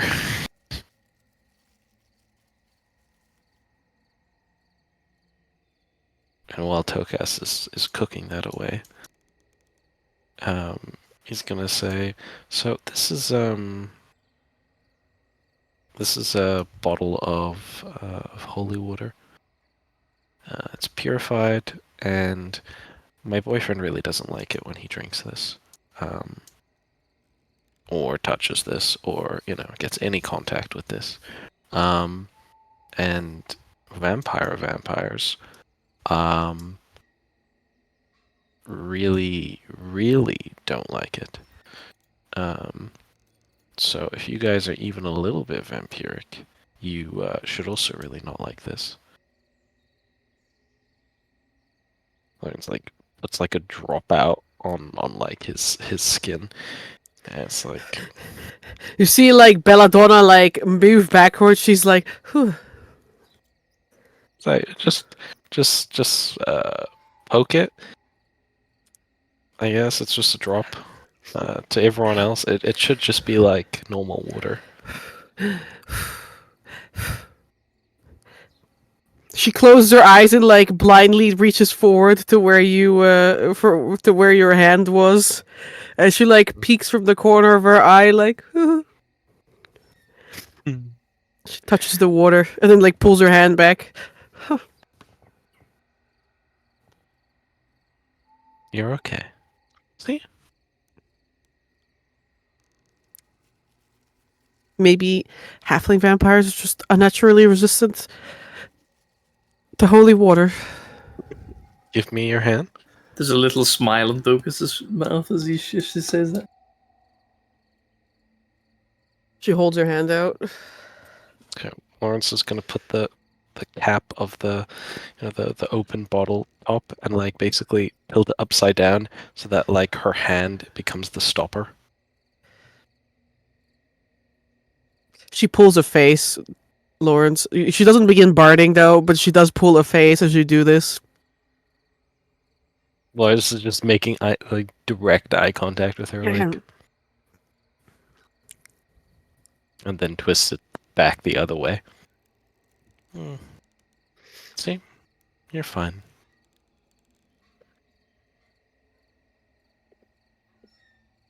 Oh. Well, that's a good first sign. That means it's probably not vampirism, which means that it's curable. I hope.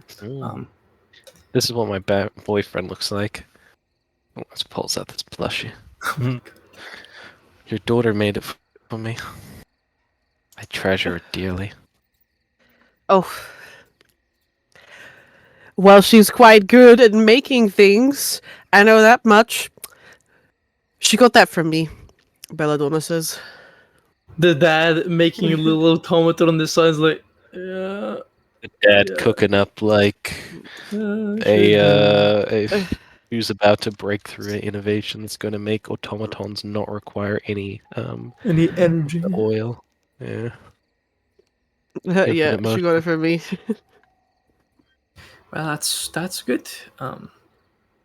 If it's not vampirism, then it's not a curse, or at least not that curse, and we can strike one less incurable affliction from the list. That's a good first step. And then I'm gonna take a look at the two of them, see if they've got any magic on them.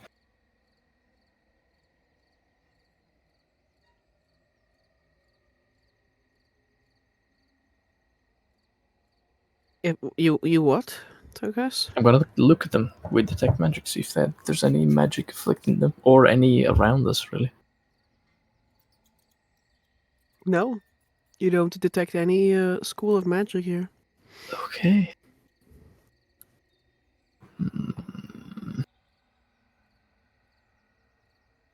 Can I make a your website? Yeah. Can I make a diagnosis check if I've ever heard of a mixture of these symptoms? Be it, a classic. Bursting into flame? No, I was meaning the initial cough that then gets worse and then, develops into inability to breathe. Pneumonia. Or why is my diagnosis changing in the charismas when I hover over it? There you go. There you go. Oop. No, not really a good roll. No, we're not cooking today. it could be a very bad case of like pneumonia. Yeah, could be. Oh, with a P. Pneumonia is always with a P. I know. What? I just think it's funny that it is. Just in the English language. Well, if it's not vampirism, then it can be either a curse or a disease. We should have remedies for both. I suppose it's worth a try. Yeah, I should be able to cure both. Give it a try. See if it works. Very well.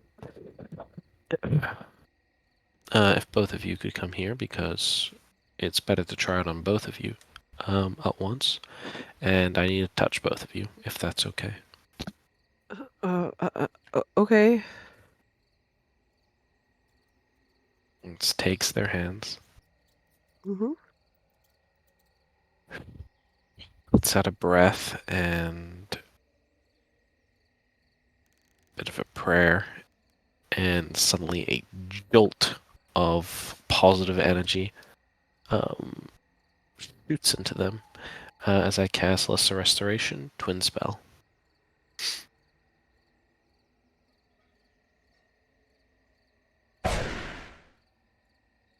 Bang. So what do you do? Gun. Shoot him. That sounded like someone dying. It was you. I hope not. As you I make do not contact, control this noise. I don't know why it does this.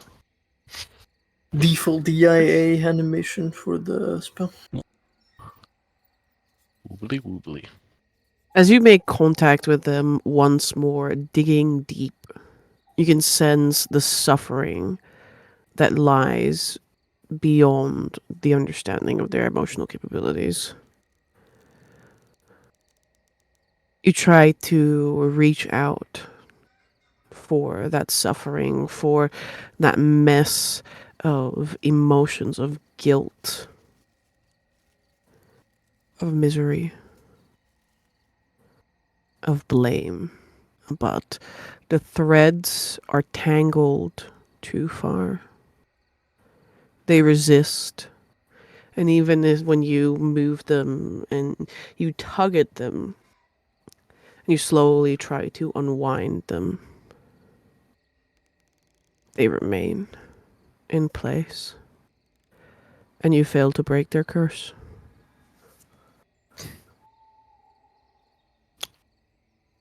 Time to use the actual break curse spell. Yeah, no, right. Lawrence opens his eyes, frowning.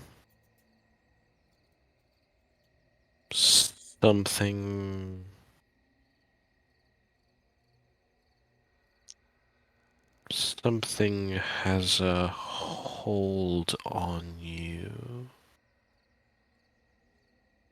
Vampirism. Belladonna whispers under her voice, under her breath. No. You really want to be a vampire? I just think it would be really cool. I think your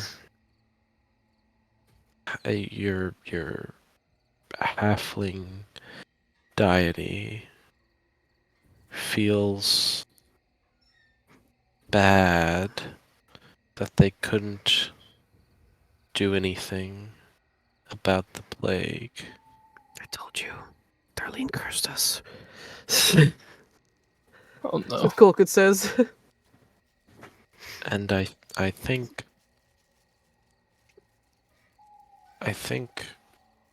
they feel bad and they feel guilt and shame, and I think they're also angry that you abandoned them.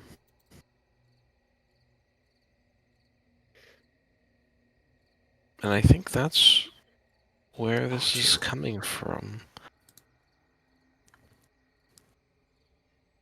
Ocast, there's definitely something there, but I can't break it with this level enchantment.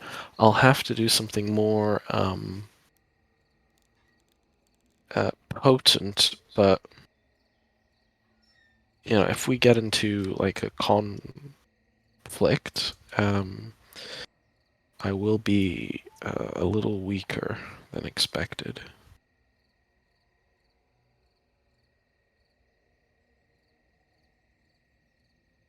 That's all right. I'm in no shape to fight, anyways. Just do whatever you have to do. We'll take the night to rest and think, and then probably act tomorrow. But for now, it's time we figure out what this is.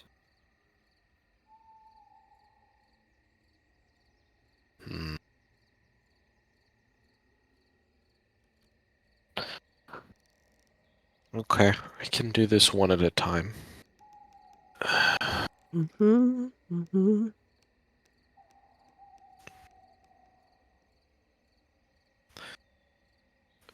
Lawrence will remove one hand from the husband, and instead place two hands on, like kind of encapsulating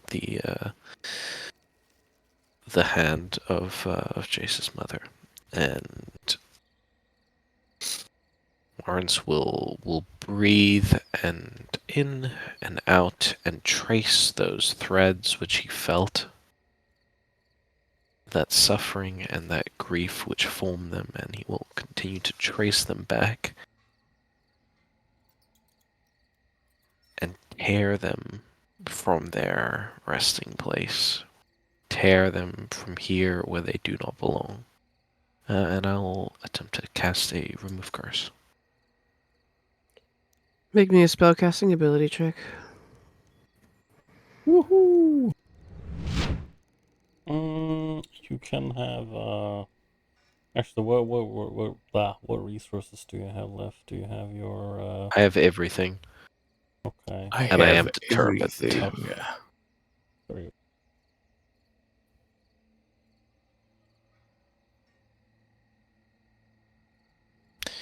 He 22. Massive. So I accidentally described what happened when you cast remove curse earlier because my brain is not even like physically present at the moment. Pretty sure It's it like okay. just left earlier, but that's fine. Listen, I'm gonna do this. melon ball. 25. good Dab thing on the that haters. the DC was 25 probably. Yeah, exactly. Yeah. Lawrence, you feel you dig deep again. Follow those threads to that huge mass, that clump. And you try to unwind them one by one. The little knots, you give them a tug. You feel through that mass to try and find another end.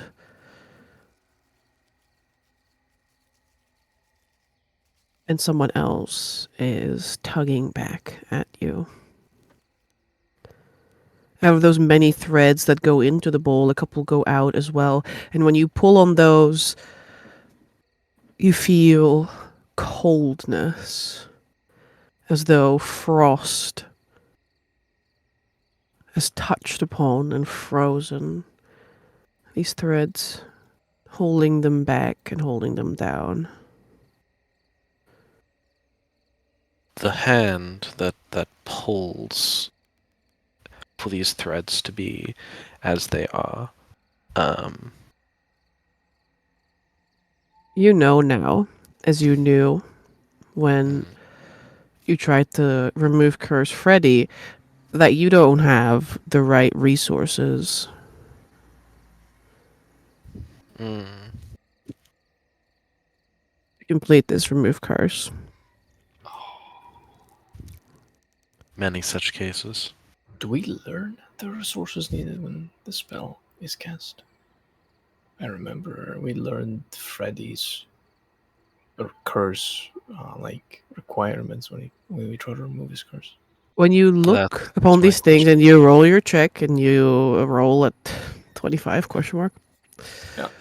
To find that out, the only thing that you see is Jace's mother herself.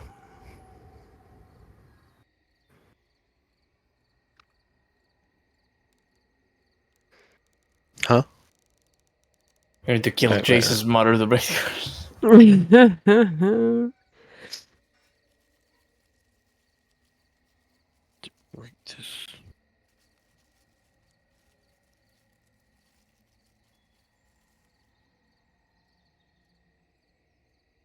Oh. Okay. We're gonna take a quick break. Thank you. I need to go take some meds. Alright. Yeah. Yeah, we'll be back in like 10 minutes or something then. Correct. Please remember to hydrate.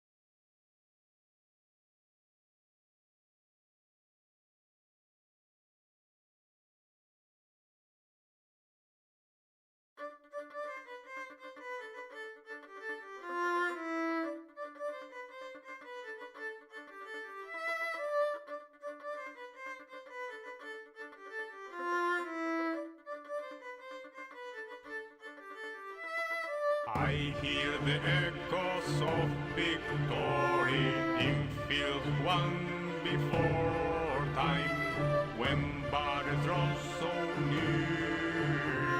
You will feel the same in war. Below is the battle, below one before, and the memory stays ever so bitter. Below is the battle, below one before, and the memory stays ever so bitter. Below is the battle, below one before, the memory stays ever so bitter. Below is the battle, below one before, the memory stays ever so bitter. I hear the echoes of victory in fields won before time, when battles draw so near. You will feel the same in war. Below is the battle, below one before, the memory stays ever so bitter. Below is the battle, below one before, the memory stays ever so bitter.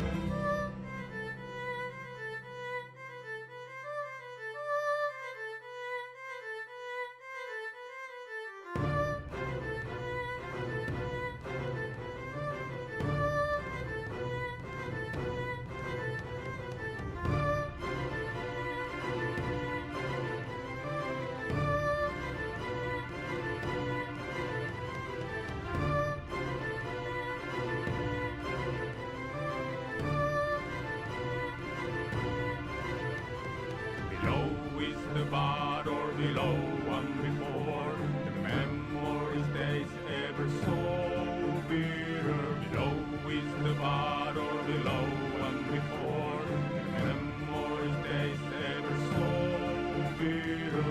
Below is the battle, below one before, the memory stays ever so bitter. Below is the battle, below one before, the memory stays ever so bitter.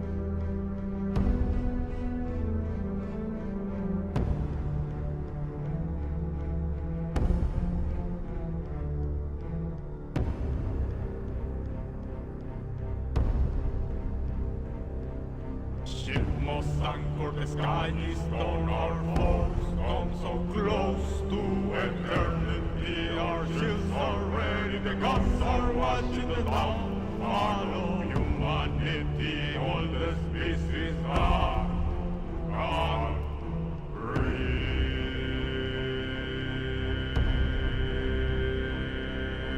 The silence of the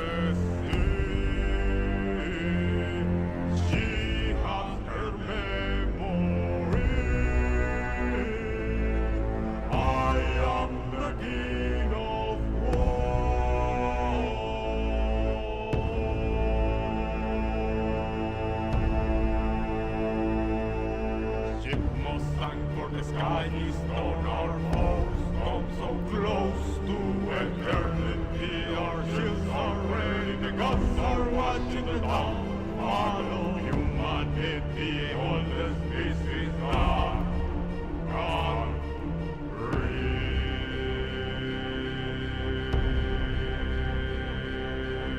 The silence of the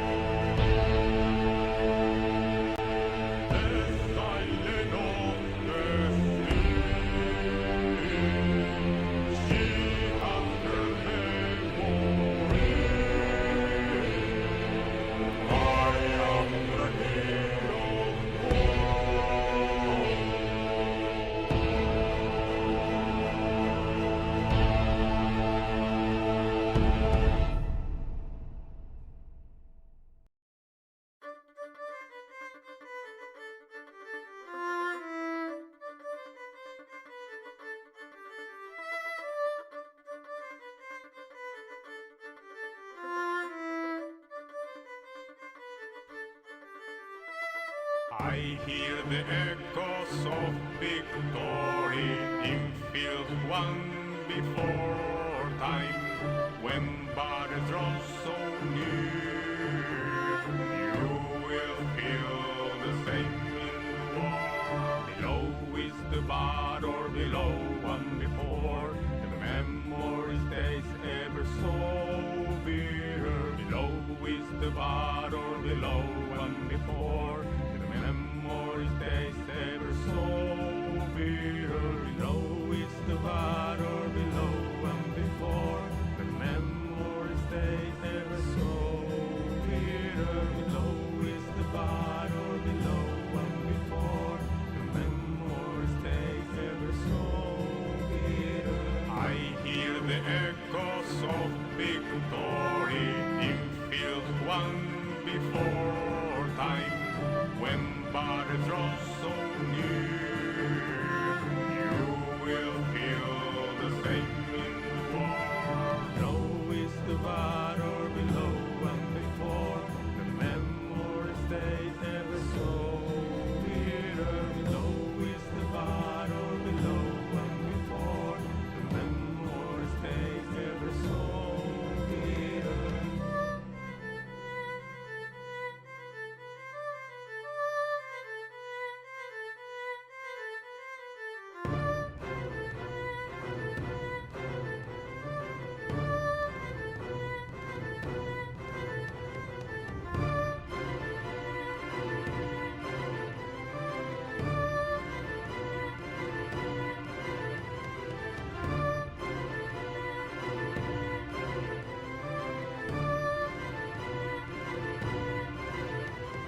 Below is the battle, below one before, the memory stays ever so bitter. Below is the battle, below one before, the memory stays ever so bitter. Below is the battle, below one before, the memory stays ever so bitter. Below is the battle, below one before, the memory stays ever so bitter.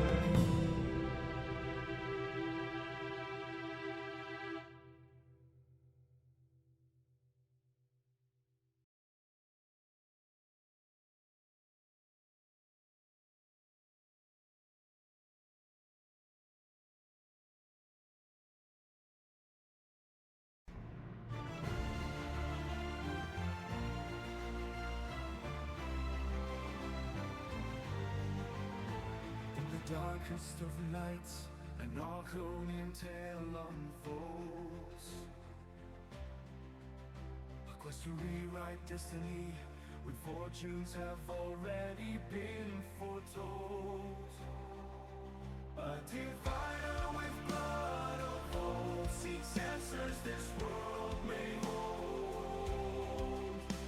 A bond with a shadowy past seeks naught but bonds that will last. The sorcerer's fate, sealing before birth, seeks his means to save this earth. Bound by ancient lore, they search the ethereal expanses. We sail on wings of starlight and hope, soothing ancient clothing our dungeon masters every door. With courage in our hearts before it is too late. We are the Stargazers, forging our own fate.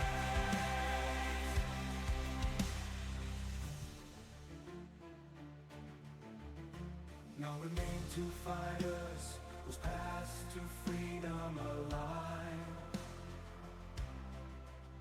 With futures they seek to undermine, the dark elf as pale as snow holds a bloodline of which none may know, and one of that which is so twice over. What destiny will he conquer? Bound by ancient lore, they search the ethereal expanses. We sail on wings of stars.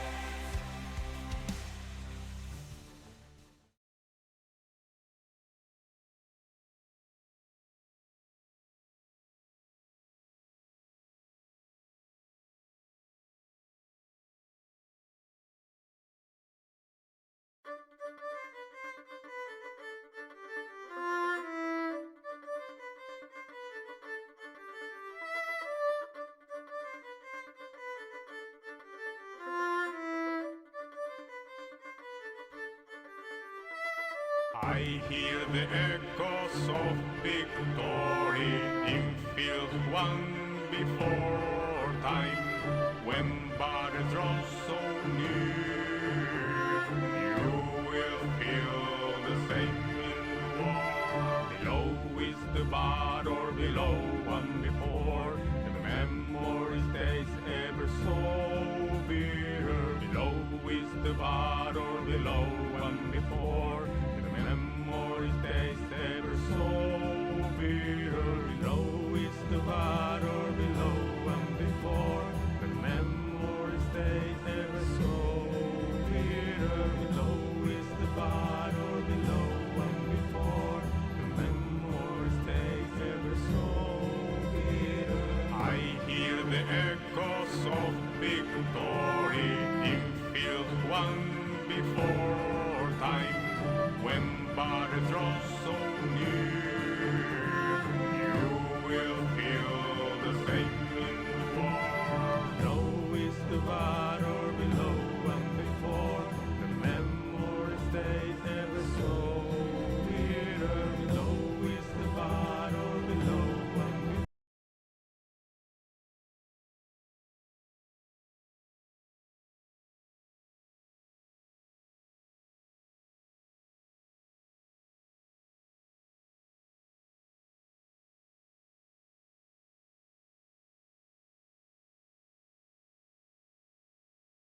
And with that, we're back. Hello. Thank you. Hey, we're back. Now that we're back, the party is finished, right? We're cooked. Finished. Wallachi, they're finished. We are cooked with all You're done vampires cooking? now. Yeah, I mean, I think we're done with the examinations. I don't know much more. I thought it might have been a disease, but since we ruled that out, it's okay. But I do have some questions for them. Go ahead. Yeah, the first thing that Lucas would like to ask is an inquiry about the plague that happened. How did it start exactly, and specifically, how did it end so quickly? It started as I described. People quite rapidly, one after the other, went from coughing to not being able to eat or speak very well to not being able to breathe and dying, after falling unconscious or sleeping. And literally, not being able to breathe while they were unconscious. They asphyxiated. And how did it stop? Did you find the cure? No, they didn't find a cure. So how did it come to an end? How come that there's still people in the village? Belladonna guesses it simmered out. People either, overcame the sickness or they did not fall sick. So, what did you do to piss off your god?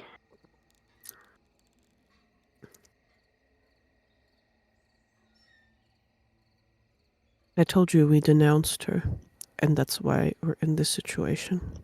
Yeah, but denounced is a very vague term. What did you do? You just said no, we don't believe in you anymore.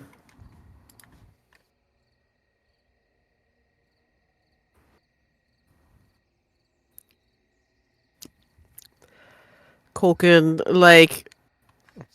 Side-eye. he averts his gaze. The people put the blame. A lot of blame was being thrown around. A lot of it was pointed at Darlene. Was there a reason to blame your god for such a thing?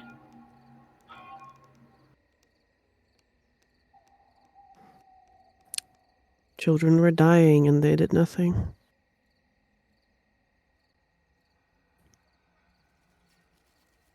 All gods do that? Don't they all just sit by whilst their children die, and it's just a case of testing your resolve? No. Usually gods don't do that to test your resolve. They just don't do much at all. Unless, well, it depends on the way you see it. Very little times it's been shown that the god's intervention went to the aid of someone. But most of the times, that's why gods have clerics and priests and holy knights that act in their stead. I mean, right? So this isn't an uncommon situation for a god to not do anything whilst its people die. In a way, you could say that in very rudimentary terms, yes. Things like that don't happen here, says Jace.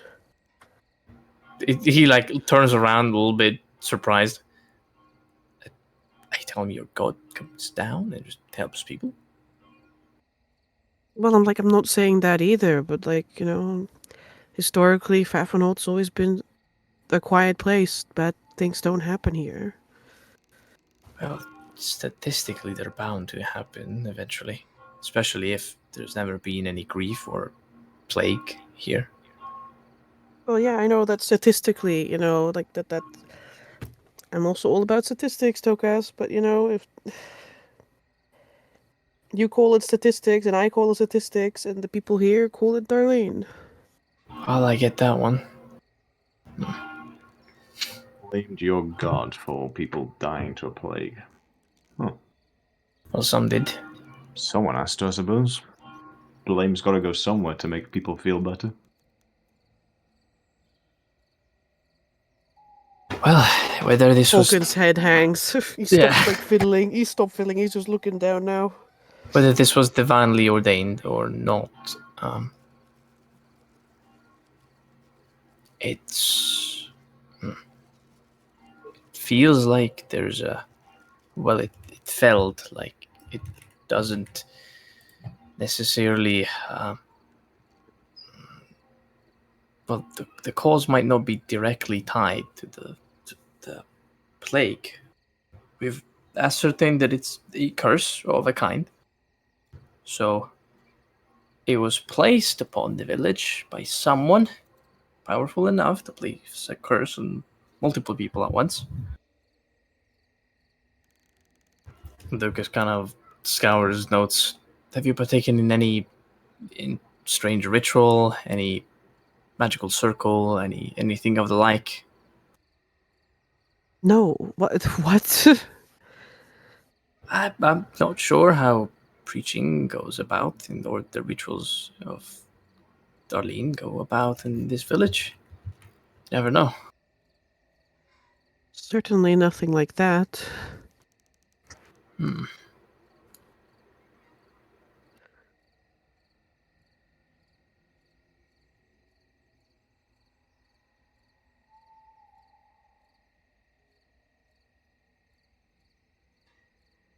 Listen, we really appreciate having you.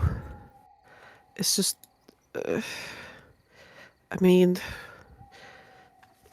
Culkin, he looks up and he's like, no, we don't have to go. We can skip the market for today. It's not. He almost says Darlene's sake. Bella, Chase is back. Just Belladonna, she rubs her arms. That's right.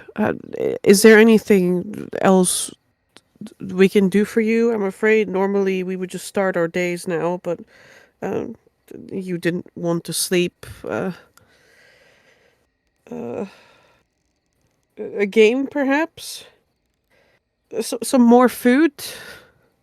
Lucas looks around at everyone else. No, of course. We should probably catch some sleep over on. And probably also, allow you to your day. We don't want to take your limited time even more. There's occasional supplies that we've brought in from outside of the village. You can distribute it to the rest of the people if you can this evening. If not, we'll try to do it ourselves tomorrow in the morning. They'll be most grateful. I mean, not if you go into their homes, That would be more during difficult. daytime. We were planning more placing the supplies in front of their doorsteps, but yes. Just be careful, yes. Of course. No, okay, you guys go get some sleep. And we'll go about our nights. And then I guess we'll see you later. Thank you for your time and, well, your patience. We'll try to get this fixed as soon as possible. Of course. Yeah. Of course. Colquhoun will get up and he will give Jace a little squeeze on the shoulder.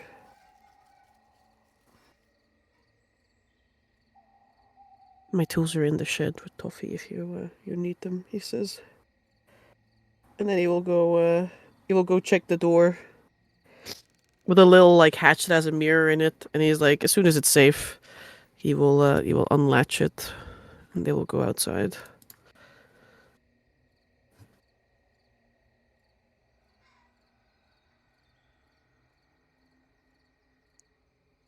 Leaving you guys alone, party.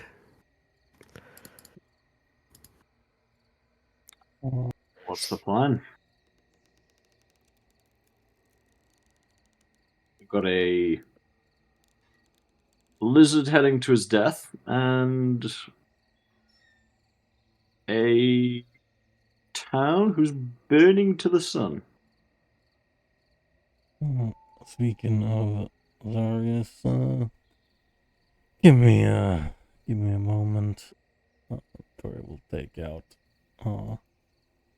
ink blot, the little taxidermy bat, and give him a little sip. And he will send the following to Zarius. I'll post it and say it. It sends taking you to keep. You okay? 9 words, Zarius. Amber, what is the situation Zarius finds himself in?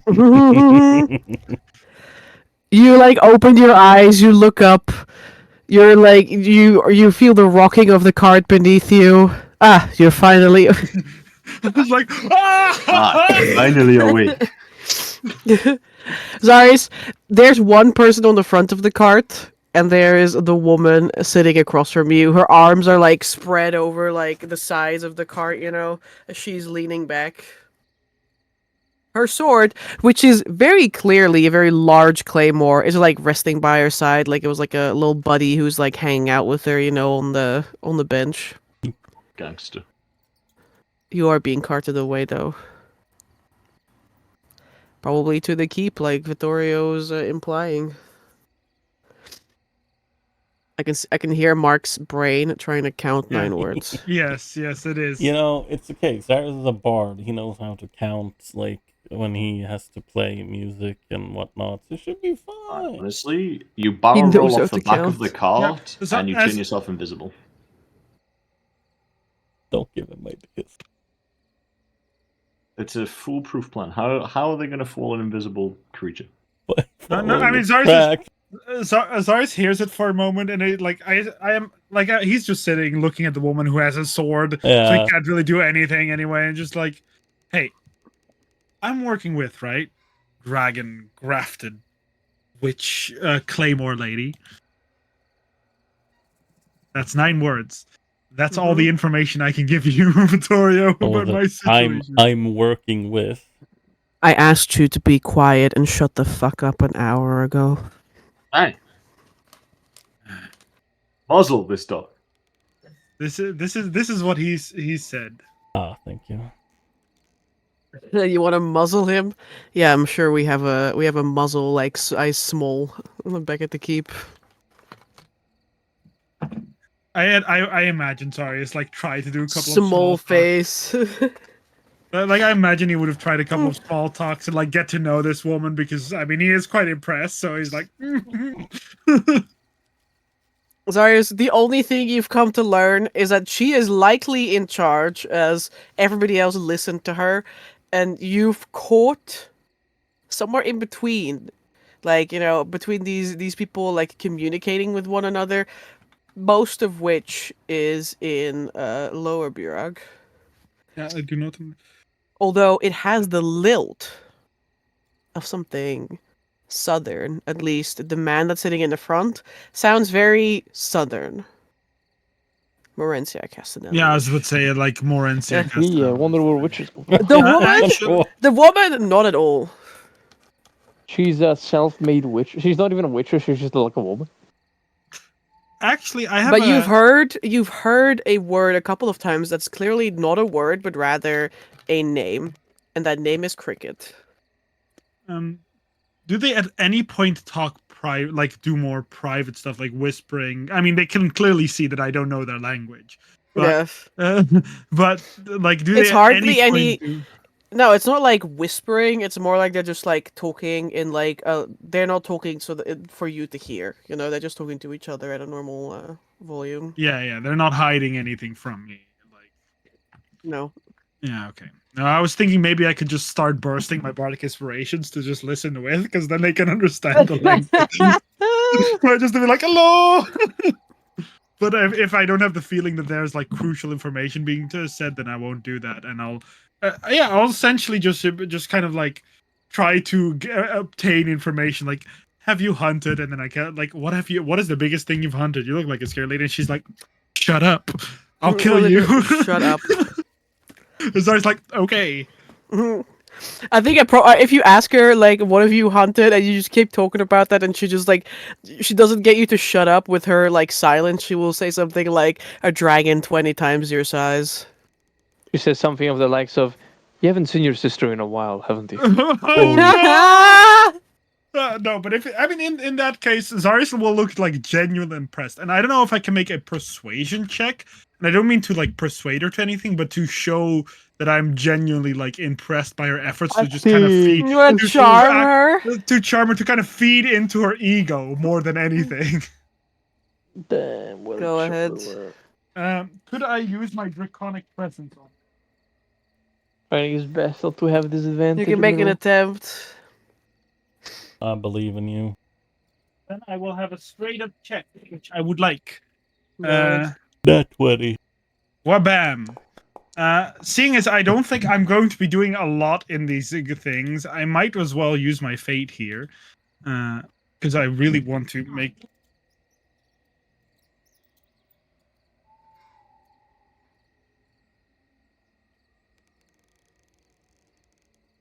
Sorry. I will use my fate. Bam. Because I want to sort of get on her slightly good side. Oh my lord! That worked out. Damn. Jesus Christ. There's a brief flash where we see Zarya say something that might have like appealed to her well, but then he says something really stupid. Yeah, no, you see that like of like, yeah, I am good, and then I'm saying, yeah, but I've done better, and then she's like, bitch, you'll fucking die. Or no, I'd imagine that he would actually reply like he's like very impressed, and then he just brings up, yeah, so have I. I've also killed a dragon and taken its heart. You will literally see her like do the sigh again, like the deep sigh, and she just rolls her eyes and like just she goes silent. You failed the Riz check. No Riz. No, I'm not trying to raise her up. I'm trying to like make her superior to me. Like I'm Riz. trying. He's I'm failing. trying. Yeah, I am failing at it clearly. I think Zaris has too much of an ego to be so like yeah. Yeah, that's what you get, Vittorio, from Zarius. Yeah. Yeah. He's like, well,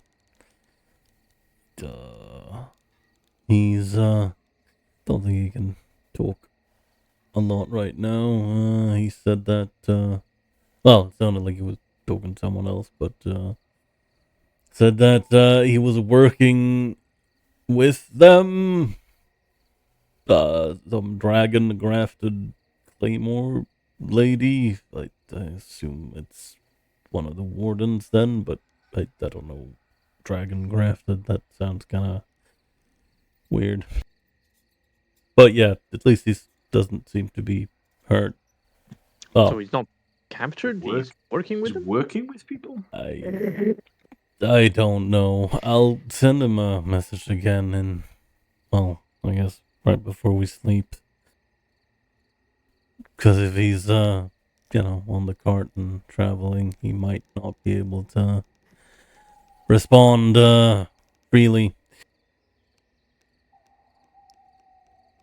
Makes sense.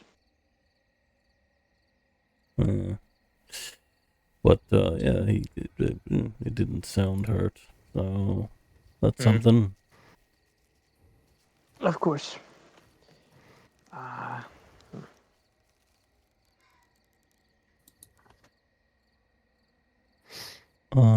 But, yeah, I suppose we have quite a few things to try and figure out.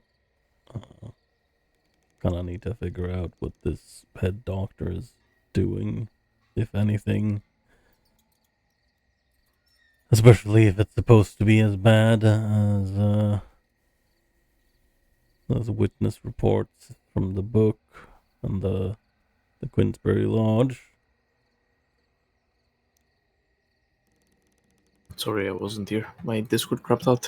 What happened? No, Victoria just said that. We have things to figure out. We also need to figure out about the head doctor, especially if he's doing, if he's doing bad experiments and shit on people, like the Queensberry Lodge said that, that witnesses had told, and what was said in the book.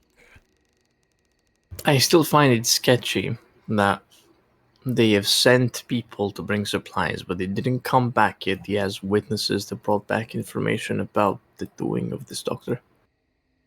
It seems pretty strange. I mean, But we have a lot of things to look into. We have to look into the lamplighter's mother. We have to look into, the church. And there might be a hunch, but I feel like this curse might have been self-inflicted in a way.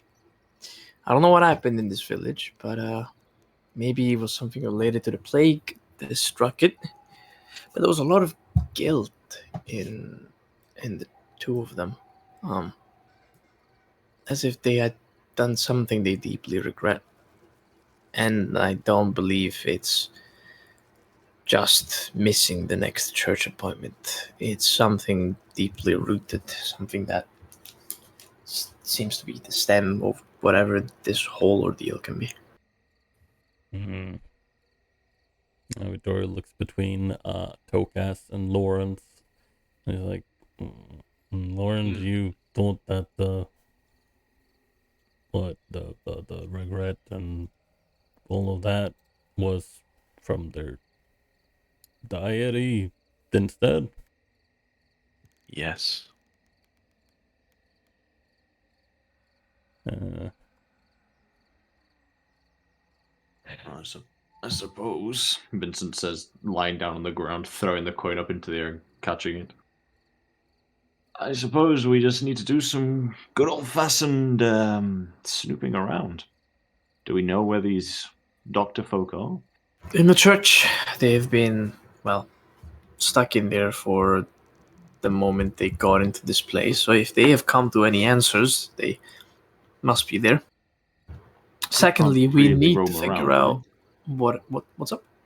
We can't freely roam around, right? We're still Well, maybe I can pass off for a halfling, but not the rest of you for sure.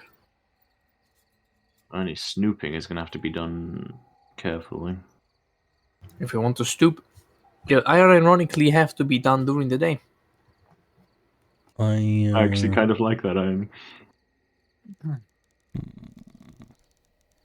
Vittori, like, you see how Vittori looks at himself, like, he looks at his body, and he's like, I don't know if I can, I don't think I'll be able to pass as a warden right now. I don't think, it would have been a good time to do it if she's actually no, forget that. I have no idea who that woman is. So he does not say that. He says, Yeah, well, there's at least two less of them in the village right now, so... That's fair. Hopefully their numbers aren't too many. We also need to figure out what Jesus' parents might be hiding. It feels like that wasn't the whole story. Oh yeah.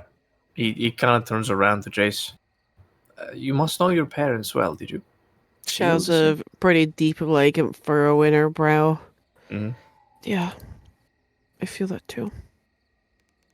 Yeah, the way that your dad turned away from me when I was speaking to him about it. I mean, I've been in plenty of conversations before, and I can tell when people have done something they shouldn't have. You're also very blunt about the goddess that they, pray. So no, that was also part of it. Point. You hit someone with a very quick answer about something that's obviously something that they're trying to conceal. They get caught off guard. It's the quickest way that you can catch someone out. You should keep Those that in begins to mind. write on his notebook. You should keep that one in mind, Tokas. Hmm.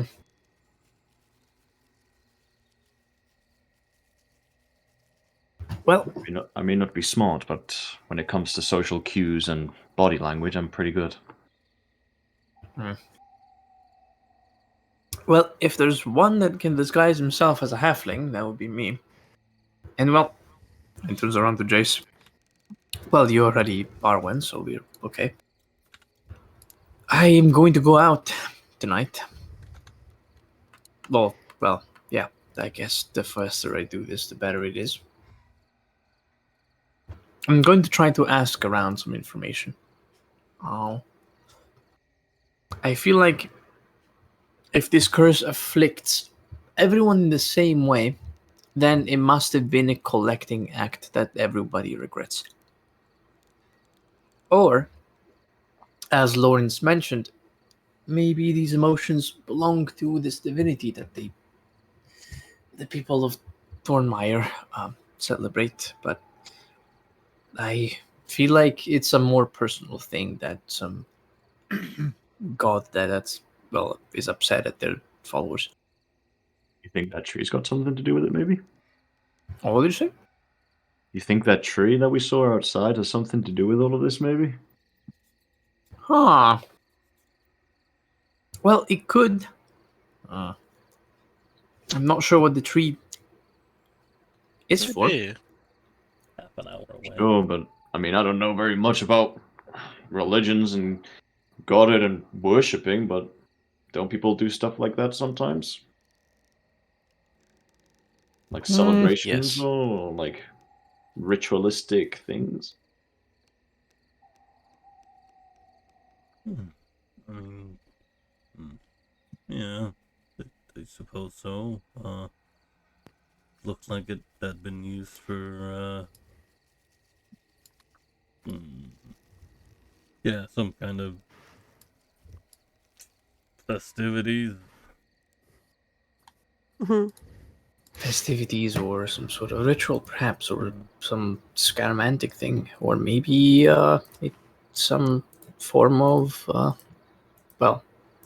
display of faith towards the church. And turns around to Jace.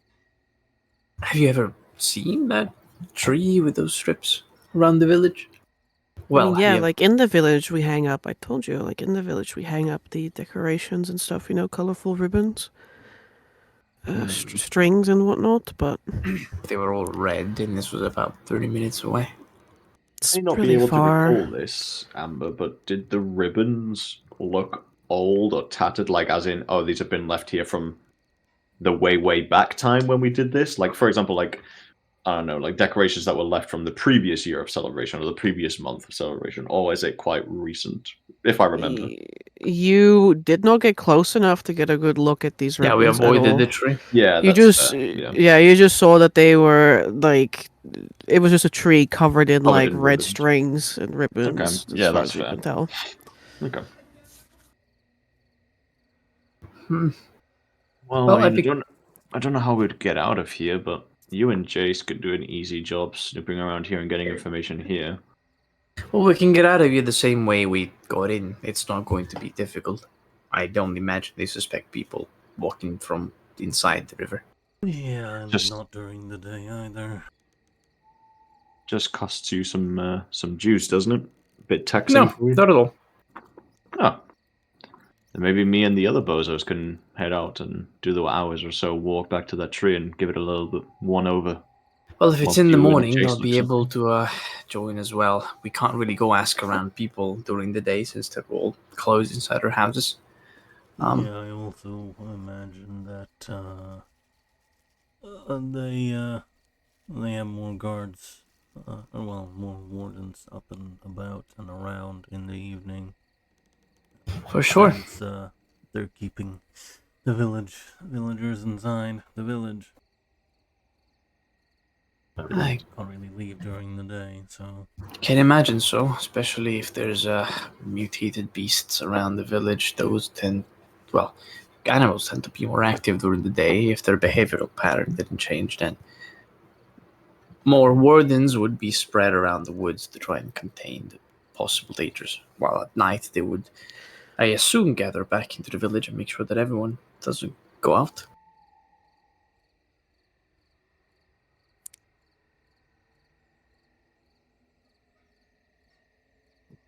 Guess we can head over to it in the morning then maybe. That was what I was thinking.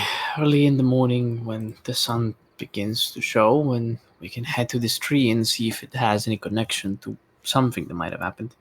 If we find any clues or any hints, we can come back. And in the evening, Jason and I can start to walk around the village and ask people about, well, the plague and whatever could have happened.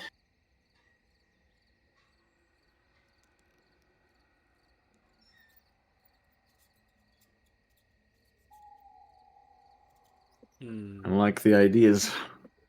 The only thing I don't like is the idea of having to be stuck in here at night. Well, we are going to have to find a way to use our time. I can make some people invisible, up to about 3, which kind of is pretty much everyone that doesn't pass below 4 feet, so I suppose that's useful.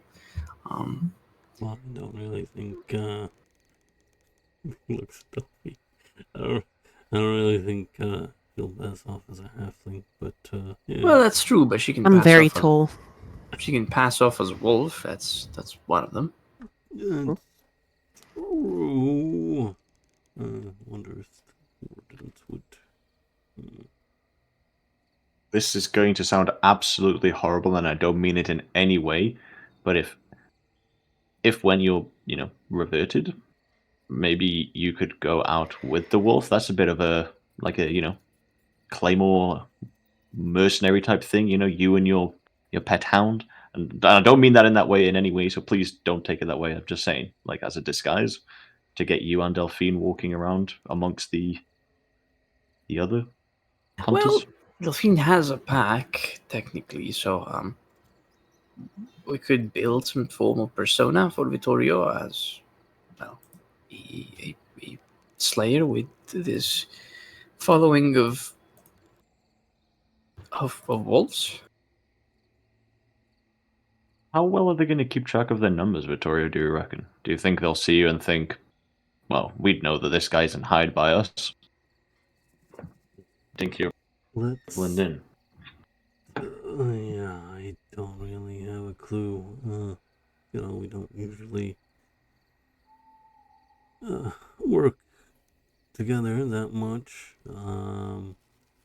But I don't know enough about the wardens, so it would kind of help if we knew exactly how many wardens were in the village or like guarding the entrance in total. But that's one thing that Lawrence could do. With an aerial point of view, it wouldn't be hard to spot them. Yeah, but if there's ones inside the church as well, things like that. That, plus if 2 of them are gone now, it wouldn't be weird to say that they've received some assistance in exchange. I believe that by the time you might get spotted, then it'll be feasible for someone from the keep to have arrived. Fair point. And if we need to have a look inside the church, Tokas can give it a bit of a outside look for now, and then If needs be, he can make me invisible and I can have a look inside. I can do that. I can make a hole in the church or below the church, and we can simply walk inside the church as well. Oh, well, that's useful. Yeah, it tends to be useful. Many buildings are made out of stone. That's pretty nifty incantation. I don't know why I didn't learn it earlier. But yes, we can enter the church without much trouble. The problem will be, well, figuring out what's inside and not get spotted. I believe, well, it's best to act now that there's a few slayers missing. Hopefully Darius can hold on long enough. Yeah. I'll, as I said, I'll send him a message and... yeah, a little bit.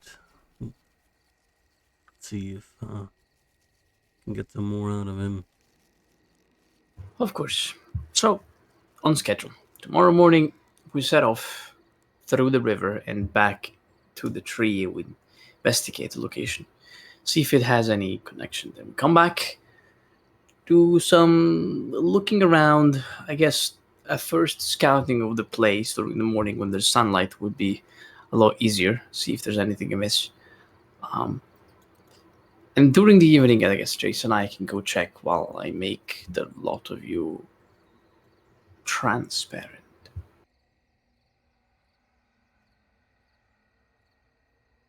That's during the evening tomorrow, then.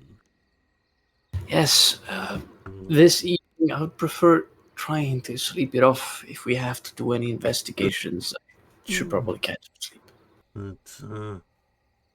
That's fair enough.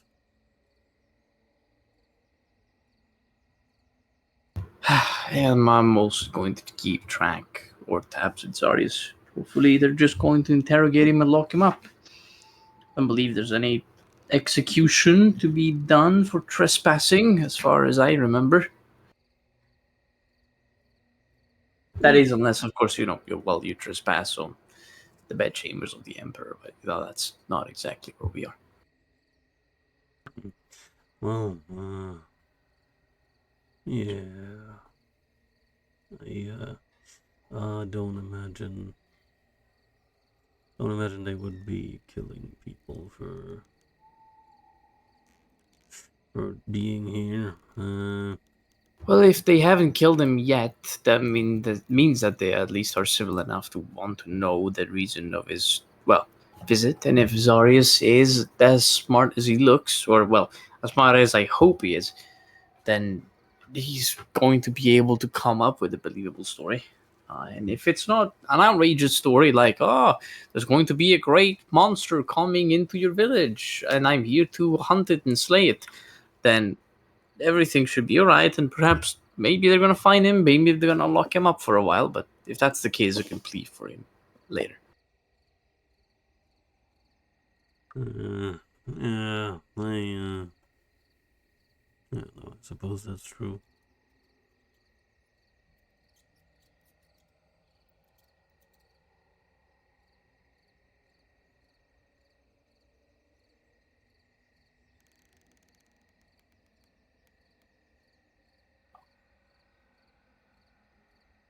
Alright, if you guys are all gonna sleep, then we're gonna Sleepy time. skip this. Everyone died. What? What? We all explode. Shit. Oh boy, let's see how bad it's gonna be today. We just gotta get better, Maybe you will like a mutation that makes you the god emperor of mankind, and then we'll win. Many such cases. One case documented. At least one case documented. Okay, that's not too bad.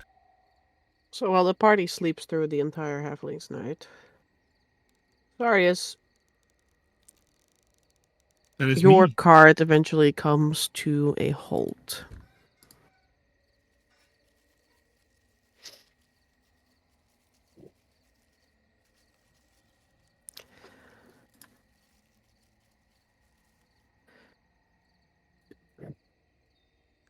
It might as well be Dracula's castle.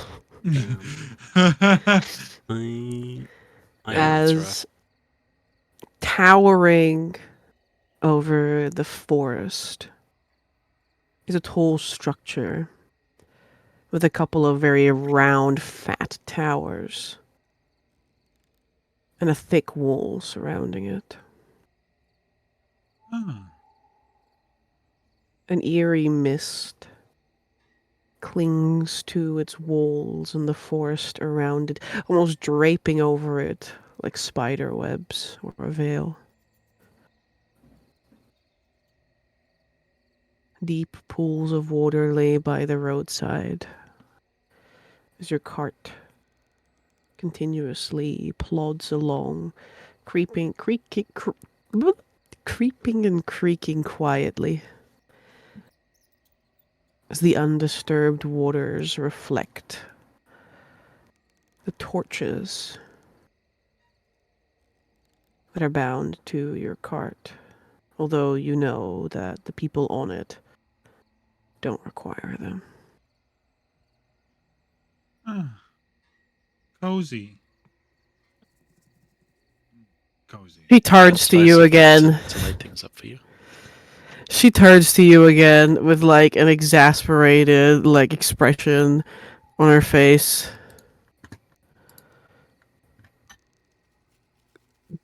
Do you just not know how to shut up? Sorry, does it like a little head nod, like left to right, like yeah. Sorry, I'm a bard. I'm legally obliged to talk. He does the motion of like mouth shut, like a key, like. Figures.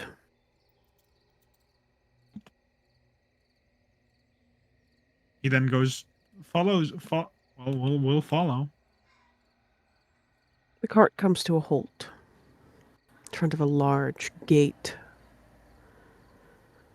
No decorations on it. You can just see the humongous bolts that have been placed into the hard wood. It is reinforced with metal.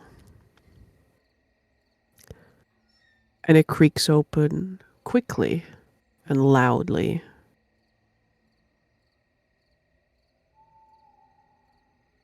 With a jolt, the cart stirs back to life again.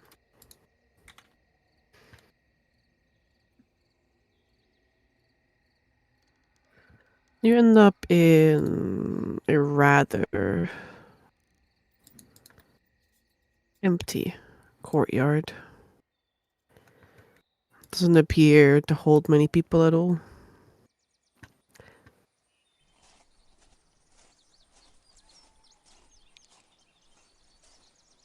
Just as you look around and the woman plods off of the cart, leaving it like lurching from her side, now lurching to your side as all the weight is now leaning on you. Kind of immediately instinctively pushes down on the other side. He's like,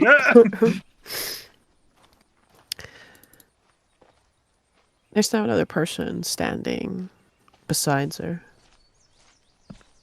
This person doesn't look down upon you. In fact, they have to look up at you.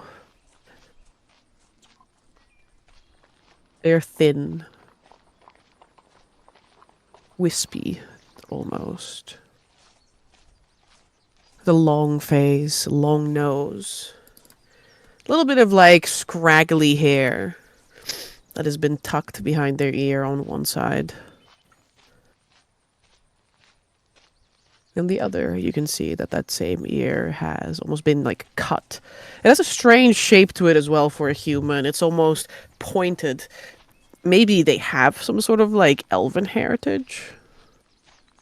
But again, it has been cut or maybe like chewed up because it's just a giant hole missing from their ear. and also numerous scars that litter their face, which holds a beard, which is not very common for elves, so, like, maybe the elven heritage, Why do you talk so much, also in your head? Like, maybe that's why you talk so much with your mouth, too, because you also talk so much in your head when you think. Amber, you don't need to call me Mark out in real life. It's not necessary. Regardless. They wear a rather simple frock as well. What seems to be dark bluish in this light. Like, sort of like a cowl. And padded armor beneath leathers. And a tiny little, like, jangling, cat-shaped head hangs around their neck, which glitters in the torchlight. They look tired. Not like I just got out of bed tired, but I'm just tired of life and living it, and the people that keep showing up here in front of me kind of tired, as they regard you with eyes that too have slit pupils and nearly glow orange in the dark. Sorry, thinks for a moment back on what Vittoria would say. And he just gives a nod, just like, He speaks our language. He regards you with that like tired expression as you get off of the cart. And he turns to the tall woman. What have you brought me today, Sif?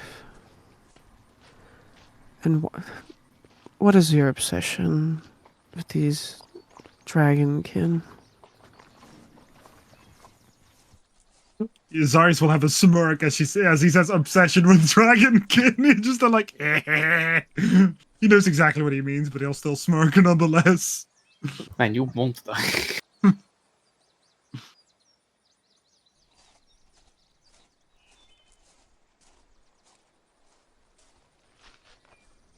He too sighs, in a manner very similar to the way she continuously sighs at everything you say. They all sigh, man. Everybody's sad in this place. Well, he didn't say anything. He just smirked. No. He doesn't even... It's not like a response to you at all, by the way. Like, he wasn't looking at you or even, like, acknowledging you beyond the fact that you were here and you look like you're, like, some sort of dragon-adjacent creature. Well, then. Best we go file some paperwork.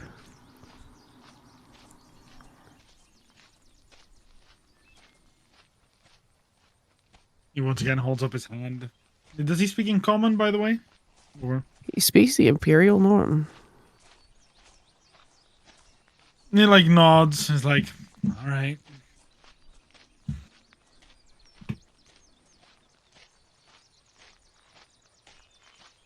His eyes flicker up and towards a large, gaping door. Not completely unlike the outer gate. Off you go. I will step, kind of like looking back, like, ooh. I'm not gonna skin you yet. Just get inside. He'll move forward, but it kind of like, it's more, are they following me? Is what Zaris is wondering. Like, are they going to poke me? Yeah, but he has like at a very leisurely like pace. He will like walk after you. You know, his posture is a little bit slouched. He has a very rigid posture, but the guy, he's kind of like slouched. I was leaning backwards as he walks. Now, like, quick refresher: the Witchers don't have the number actually on them, do they? Like, they don't have an actual like stamp, or do They they? have a tattoo. They do. Yeah, down the entire expanse of their back. Yeah. Oh yeah, so it's not something it's not something I can see, because I can see in this picture this handsome man doesn't have his shirt on, but I don't know if, if that's the case for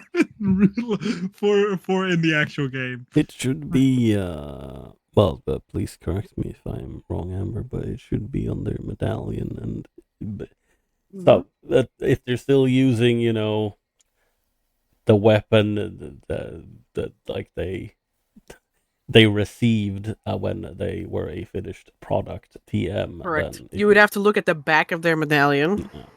Yeah, I'd imagine I can't just see that. No, I was just wondering Mhm. if it was anywhere I could have visually seen. Mhm.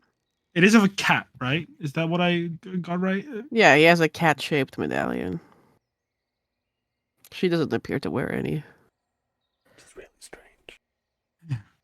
Cat, it seems. Walks forward.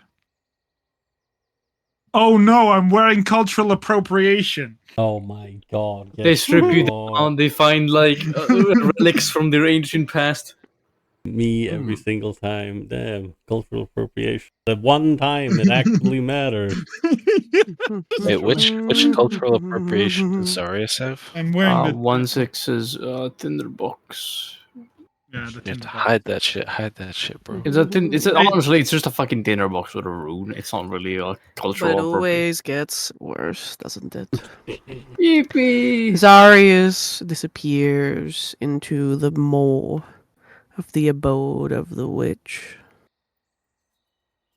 With two creatures. Yes, creatures. More creature than man now. Medallions dangling over their hearts. Visible for one, maybe not the other.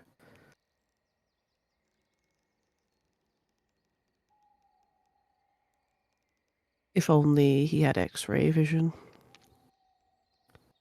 If Oh, only he could see the ones carved into their back.